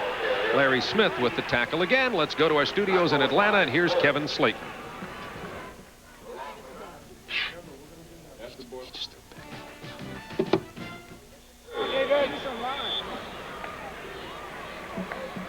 After a Georgia fumble, Florida on the move again. Here is James Massey on 3rd and 7, gets inside the 3 for the Gators. They're threatening to score again. Let's go back to Lexington. I missed the score on that game that Kevin was talking about there. Maybe somebody could pass it along in case you missed it too. Eric Jones throwing. It is picked off. Jay Dortch. And he's going to be down at the 38-yard line. And it's Wildcat ball. We'll get that score and update you on this game, too, when we return. This is Super Football Saturday on TNT. It takes more than just high sales to earn the prestigious Pontiac Master Dealer Award. It takes exceptional customer service. Cross Pontiac is your Master Pontiac dealer, and Cross earns it every day by offering lower Pontiac prices. Like an 87 Sunbird for just $74.88. Your choice of a new Grand Am or Fiero with air, just $92.88. A new Pontiac 6000 or Firebird with air, your choice, $10,388. Thinking about a new car? Come see why Kentucky's #1 sales leader is Cross Pontiac Jeep Renault. Your workday's got enough routine. One more burger and you'll scream. Introducing Bojangles' flavorful new alternative to the boring burger. The sandwich, 4 new ways, like chicken and bacon deluxe or the country fried steak deluxe. They're all on toasted rolls, all new, all only at Bojangles. Bojangles, Bojangles, Bojangles. You're ready for flavor. There's a Bojangles near you, including 7844 Dixie Highway in Pleasure Ridge Park and Breckenridge Lane in McMahon Plaza. That short run by Massey, he takes it in for Florida from 3 yards out. The Gators now in front 24-19 in the 4th quarter. Let's go back to Lexington. Now you got the score. Florida coming from behind to lead 24-19. Here, Kentucky 27, Vandy 16. Wildcats ball, 1st and 10 on the 38. And here comes that man again. Ivy Joe Hunter with a first down run. 14 yards for Ivy Joe Hunter. He has 213 on the day. The last time a Kentucky back ran for over 200 in a game was Sonny Collins, who had 235 versus Mississippi State in 73. Now watch Brad Myers, number 71, knocks Whaler out of the play. Alan Roman holding on, waiting to just grab, get him to the ground at that point. Wildcats lead by 11, have the ball inside Commodore territory. Ivy Joe Hunter about 5 yards to the 43, tripped up by 34 Chris Gaines, who just made his 14th tackle of the day. I think you have to applaud Vanderbilt's defense in the second half, Bob. Superb effort. With the exception of the long run by Ivy Joe Hunter, they've been tough. And the changes you pointed out seem to have helped. Changes in the alignments. Yeah, but, you change things around, but basically I've seen a change in intensity level for them, and that's one thing that had been lacking a little bit, and that I imagine it gets discouraging after a year of this. Kentucky with 3 backs. Here comes Logan. He gets to about the 38-yard line, very close to the first down. But regardless of the outcome in this game, Watson Brown can be proud of the way his team played, the effort that they produced. And nobody likes the results when you've got less points than the other team at the end of the game. Let's see if they're going to have to bring the sticks in. Here they come. Lower left of your screen is time remaining in this football game from Commonwealth Stadium in Lexington, Kentucky. Talking a lot of basketball up here these days. Kentucky down to only 8 players to practice due to injuries and various problems, and they're concerned about that. And the other big basketball news from the Wildcats fan is the son of Eddie Sutton signed with the Wildcats. So Eddie Sutton's son will play here at the University of Kentucky, and that was big news in Lexington yesterday. So when is he eligible to play? Next year. Next year. So he's signing before his senior year? It's the early signing with the basketball. There are a lot of those going to college basketball this time of year. Gotcha. More and more, it seems, as a matter of fact. First down 10 at the 38. Ivy Joe Hunter about 5 to the 34-yard line. I think a lot of the players like to, speaking of the basketball, look at the rushing differences there between Vanderbilt and Kentucky. A lot of the players like to get it done if they get the offer from the school they want to go to avoid the recruiting hassles. And right. It's happening more and more these days, particularly at the Kentuckys and the Michigans and the North Carolinas and the powerful basketball programs. But you can't do that in football, eh? Right. Okay. Unfair. Second down and about 7 from the 34. Logan stopped at the 30-yard line. It'll be third down and a couple for Kentucky now. They're just grinding out the clock. It's down to 4:45. Kentucky with a relatively comfortable 11-point lead over the Vanderbilt Commodores. So Kentucky could even their record here today and go to 4-4-1. Then next week, Florida comes up here. Then Kentucky will go play at Tennessee to end their season. It'll be 3rd down and about 3. Full house backfield. Ransdell fakes it well, has Wheeler complete. And down to the 6-yard line. Alan Roman with the tackle.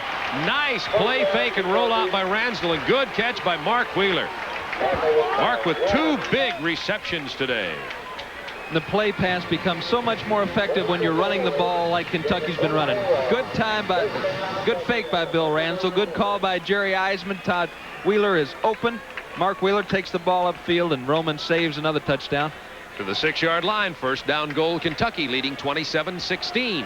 3:55 remaining in this ball game. The Wildcats now with an I formation, double tight ends. Hunter looking for his 4th touchdown. He gets it. 4 touchdowns on the day for Hunter. That's the most touchdowns scored in a game this year by any Wildcat. The most ever was 5 by Jim Park in 1914. All right. This time Kentucky changes the blocking assignments on the sweep. Instead of bringing D. Smith down to crack on the contain, they kick out on the contain and run the play up inside the Vanderbilt defense. Tim, on the near sideline here, about the 30-yard near sideline, there it is. Ivy Joe Hunter injured on that play. Hopefully not very seriously, but he was shaken up. In the arms of Al Green, the trainer here at Kentucky. Point after is good. Kentucky 34. Vanderbilt 16 with 3:44 remaining in the game from Commonwealth Stadium in Lexington.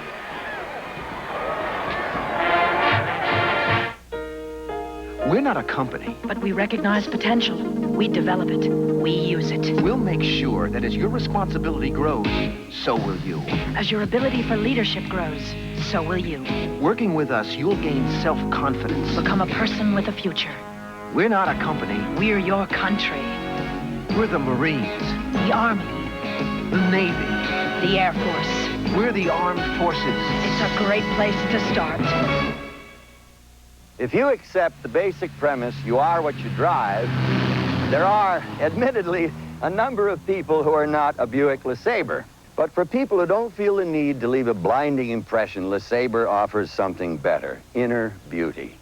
Buick LeSabre is robotically welded, hand-sanded, and clear-coated, built to last long after the new wears off. Buick LeSabre.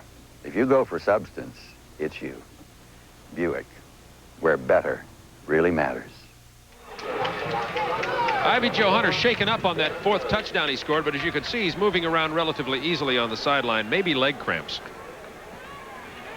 Yeah, if he's got them, he deserves to have them. He's been toting the bread a lot this afternoon as he checks with Bill Ransdell. 227 yards rushing for Hunter. Bill's asked him if he wants me to call. You want me to call that again? Mays drops it, picks it back up again, and then gets out to the 28-yard line where Vanderbilt will have 3 minutes, 37 seconds and the ball, trailing 34-16. Following this football game, we'll be going back to our studios for a complete update on that Georgia-Florida game. Florida in the lead 24-19 currently. We'll also be updating you on our Midwestern telecast of TNT's Big Ten football between Indiana and Michigan State, along with all the other college scores. But that'll be immediately following this game. And now Tim Richardson back in the ball game for Vanderbilt, as they'll want to throw the ball more probably. He fumbles the snap, and it's still loose, finally fallen on by Vanderbilt at the 24-yard line. Chuck DeGroot gets it, 69. 6 fumbles for Vanderbilt today. They have lost only 1. Most of those, though, have been on the center quarterback exchange, so there's something that's well, the only thing peculiar this time of the year. The only thing we can find is this is only is it just really completing the 2nd game at center for Darrell Holt. Right. That, not to say that blame him, but that may be it. He was guard, played some tackle. He's been all over that offensive line this year, trying to shore it up. Richardson down the middle. It is complete to Brad Gaines. Hit hard, but he holds on to the ball at the 46-yard line of the Kentucky Wildcats. Gaines had played sparingly, if at all, in this game previously, and now he comes out of the backfield for a long gainer. Here's that 2-deep zone, and once again, Richardson striking to the belly, to the weak point. I didn't think that he'd be able to stick this one in there. Just, whoa, boy, and Tony Mays says hello. What a hit. 28-yard reception, 1st down 10. They spotted at the 47. Richardson going to the air again. Successfully again. This time it's Parker.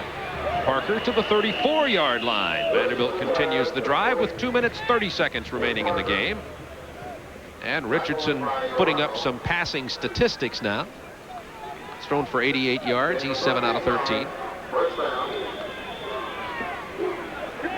Eric Jones, a great athlete for Vanderbilt, but I'm not sure that he knows how to read defenses yet. And 7 interceptions, that's just too many for the number of times he's thrown the ball. I think is indicative of he's not sure where the ball should go, and that's why they have Timmy Richardson back in there. Richardson, with good protection, decides to keep it and run, gets a couple back to the line of scrimmage.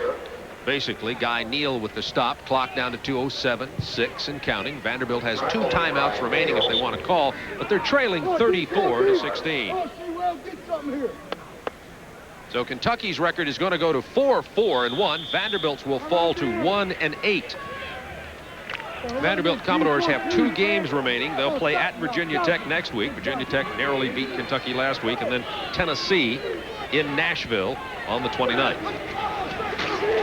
139. Richardson going for everything deep, but either the pattern or the pass was in the wrong place. The pass went to the outside, and Piercy was running to the inside.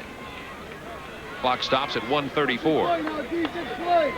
Kentucky gets to face Florida. We'll update you on that Florida score, by the way, after this game. Florida leading Georgia 24-19.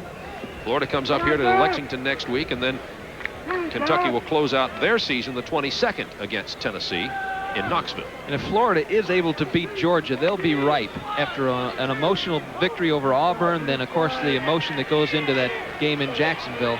Kentucky could give them a run. Here comes Richardson giving them a run. He gets the first down and takes down one of the officials, and penalty markers are down on the near sideline, maybe for hitting the official. I'm only joking about that. There was a penalty marker, though, after the play. Tim can't find anybody open after the ball he threw away on the previous pattern, and now he's just heading up the sideline. What they're calling there is obviously spearing. What you have to do is keep your head up. You can't strike him with the top of your helmet. Keep your head up. If Mays would have had his head up, they probably wouldn't have thrown that flag. Guy Neal, I think, was also in there on that particular effort. This will be a personal foul against Kentucky, and it'll add to the 16-yard gain. They'll tag it onto the end. Oh, it's offsetting. So much for that. Let's just put it this way. Tim Richardson wasn't guilty. I don't think they call it on him. He goes down. No, it's Carwell Gardner. Well, he really gets popped there inside the helmet. And he ducks underneath it. And here comes one flag. That's one of them, and I'm sure the other one happened at another spot. I like the way they did it earlier and just picked up the flag. It's easier than explaining the double penalties. First down 10 from the 17 now. Minute 22 to go in the ball game. Parker in motion out of that wishbone. Richardson under pressure, but gets rid of it into the end zone. Touchdown. Boo Mitchell with his second touchdown reception of the day. A 17-yarder.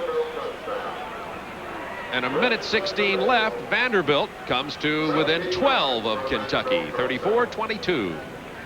Parker comes in motion. Now he's going up the field and out toward the corner. And he got in the way of David Johnson just momentarily enough to slow him down a half a step. And Johnson makes that leap in vain. Boo Mitchell, second touchdown catch of the day. A lot more points scored in this game than I had anticipated. Vanderbilt going for 2, trailing 34-22. But, whoops, shot themselves in the foot again, as Tim said.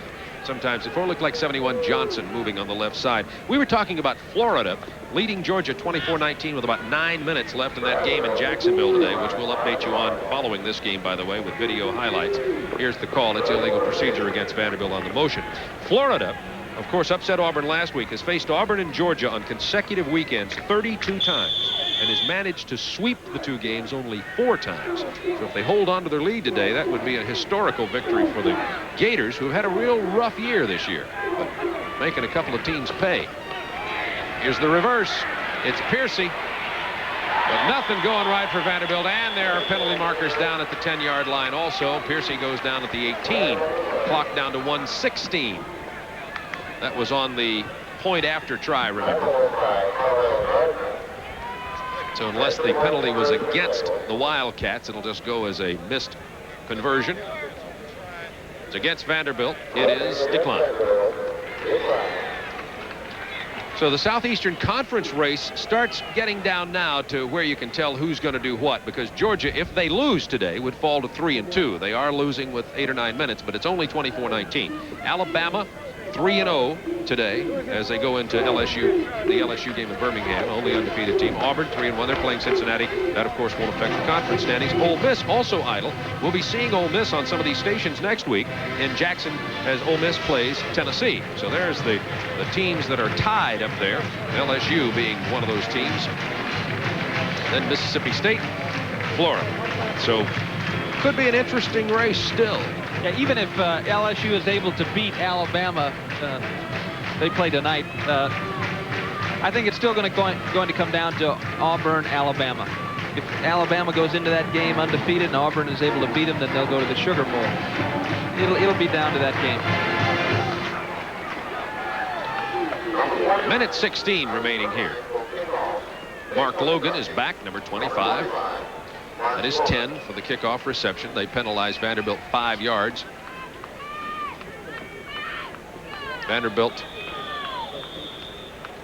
might try an onside kick if they were at the 35. I'm not sure they would here. As I look down on the field, I don't really see the skilled players down there.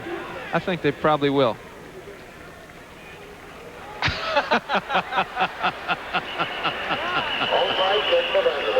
Well, Tim, you're the analyst. I'll let you handle that. Well, there's two different kinds of onside kicks. There's the straight up onside kick, and then there's the sideways onside kick. That was this ball play sideways onside kick. It just looks, folks, it looks funny, but it can be very effective. Herline just didn't hit it quite hard enough, and of course Kentucky was up there and ready for it. Well, okay. Did you think the timing was off on that play? I thought he was going to call timeout and say I'm going to set the ball different. What a day. That was Ivy Joe Hunter carrying it again, tackled by Scanlon. Clock down to 1:08. Our executive producer Don Ellis, producer Skip Ellison, who's just done a whale of a job today under serious circumstances, worrying about his Bulldogs. And Rodney Triplett not having much concern about his Florida Gators today. But we thank our fine crew here. Mark Zeman, our associate director, fine TBS crew in Lexington, Kentucky. Hope you've enjoyed our ball game and our occasional updates on the Florida-Georgia game. And I'll remind you again that Florida is leading that game 24-19. The last we checked. Check that. It's 31-19. Touchdown pass from Kerwin Bell to Ricky Nattiel. So Florida really laying it on the Bulldogs. I hope someone in the truck will take all sharp objects away from producer Skip Ellison. Also take away his can of Alpo. And the Gators have found themselves, obviously, under the leadership of Kerwin Bell. They've got things back together. Anybody can put 18 points on the board against Auburn in the fourth quarter is got to be one of the strongest teams in the country. And Georgia led most of the way in that game. So Florida came back to win that one. As I told you a moment ago, it'll be the first time in 32 weekends of facing Auburn and Georgia back-to-back that it'll be the fourth time. Matter of fact, check that, it'll be the fifth time that the Gators have beaten both Auburn and Georgia back-to-back on consecutive weekends, and that's really something. Well, the bowl decisions will be made on November 22nd, but a lot of the bowl picture will come into focus after next week's games. You see, the first one, the California Bowl, starts early. You look down through the rest of them. We'll go back to those in just a moment. Here comes Hunter. He is getting up high in the carries here. He has 240 yards on the day. 29 carries, 240, and 4 touchdowns. All-American Bowl, Tim Foley, Paul Horning will join yours truly in Birmingham on New Year's Eve for the All-American Bowl. Florida Citrus Bowl, Sunkist, the Fiesta. Of course, they're trying to get that Penn State-Miami matchup if they remain 1-2. The Gator Bowl, the one down at the bottom, also hoping to get that. And the Gator Bowl, we hear, might even move a game to something like January 2nd if they could get that kind of matchup. Hey, I want to know something. Is Horning going to let me ride in the limo this year? Yeah, I think so. Saw Paul Horning, by the way. Because I went to Purdue, you know what I mean? Jeez. You two did a great job analyzing the game last year. We had a beauty, too, Georgia Tech and Michigan State. Of course, we don't know who the teams will be yet in the All-American Bowl, but that's coming out to be an excellent bowl. Russell Athletic Equipment has jumped in as corporate sponsor. Now the payoff's up to $800,000 in the All-American Bowl. And, of course, that always means the quality of the matchup improves. Here, 58 seconds remain. Kentucky 34, Vanderbilt 22. And Hunter again. This time he loses a yard or so, however. Clock continues to wind down. Vanderbilt out of timeouts. Speaking of Paul Hornung needs to get a big round of applause and congratulations for something he played a major role in, along with the University of Tennessee and Knoxville newspaper sports editor Ben Bird, and that was a retirement dinner in celebration of the great career, the retirement of Lindsey Nelson in Knoxville on Thursday night. I was happy to be there myself, along with a lot of Lindsey's co-workers and friends down through the years. It was really great to salute a man who's offered so much to the integrity and high quality of sportscasting. He's somebody for all of us to strive for. He set some great standards, so we congratulate him on a great career. You know, Stanley, we've talked a lot about Jerry Eisman, the offensive coordinator for Kentucky. He's down on the sidelines. He's now out of the booth, and we can get a look at him. He's got some white hair on. He's wearing his white hair today. Right around the 50-yard line. And we talk about he and Terry Strock and the other people that there's Jerry Eisman right there. Been with Jerry Claiborne since almost the turn of the century. Not that they're that old, but they've been together a long time, and they know each other real well. And we talk a lot about these coaches and the time they put into these games, into this preparation, and it's good to get a look at them when we can. That'll be the last play of the game. Kentucky with the victory here at Lexington to even their mark at 4-4-1. 34-22, Kentucky winning. Vanderbilt falls to 1-8. Now we'll go play Virginia Tech, followed by Tennessee, and Kentucky will take on Florida here in Lexington and then go play at Tennessee. This is Super Football Saturday on TNT. Why you bothering me, boy? Are you crazy? I'm a chicken hawk and you're a chicken.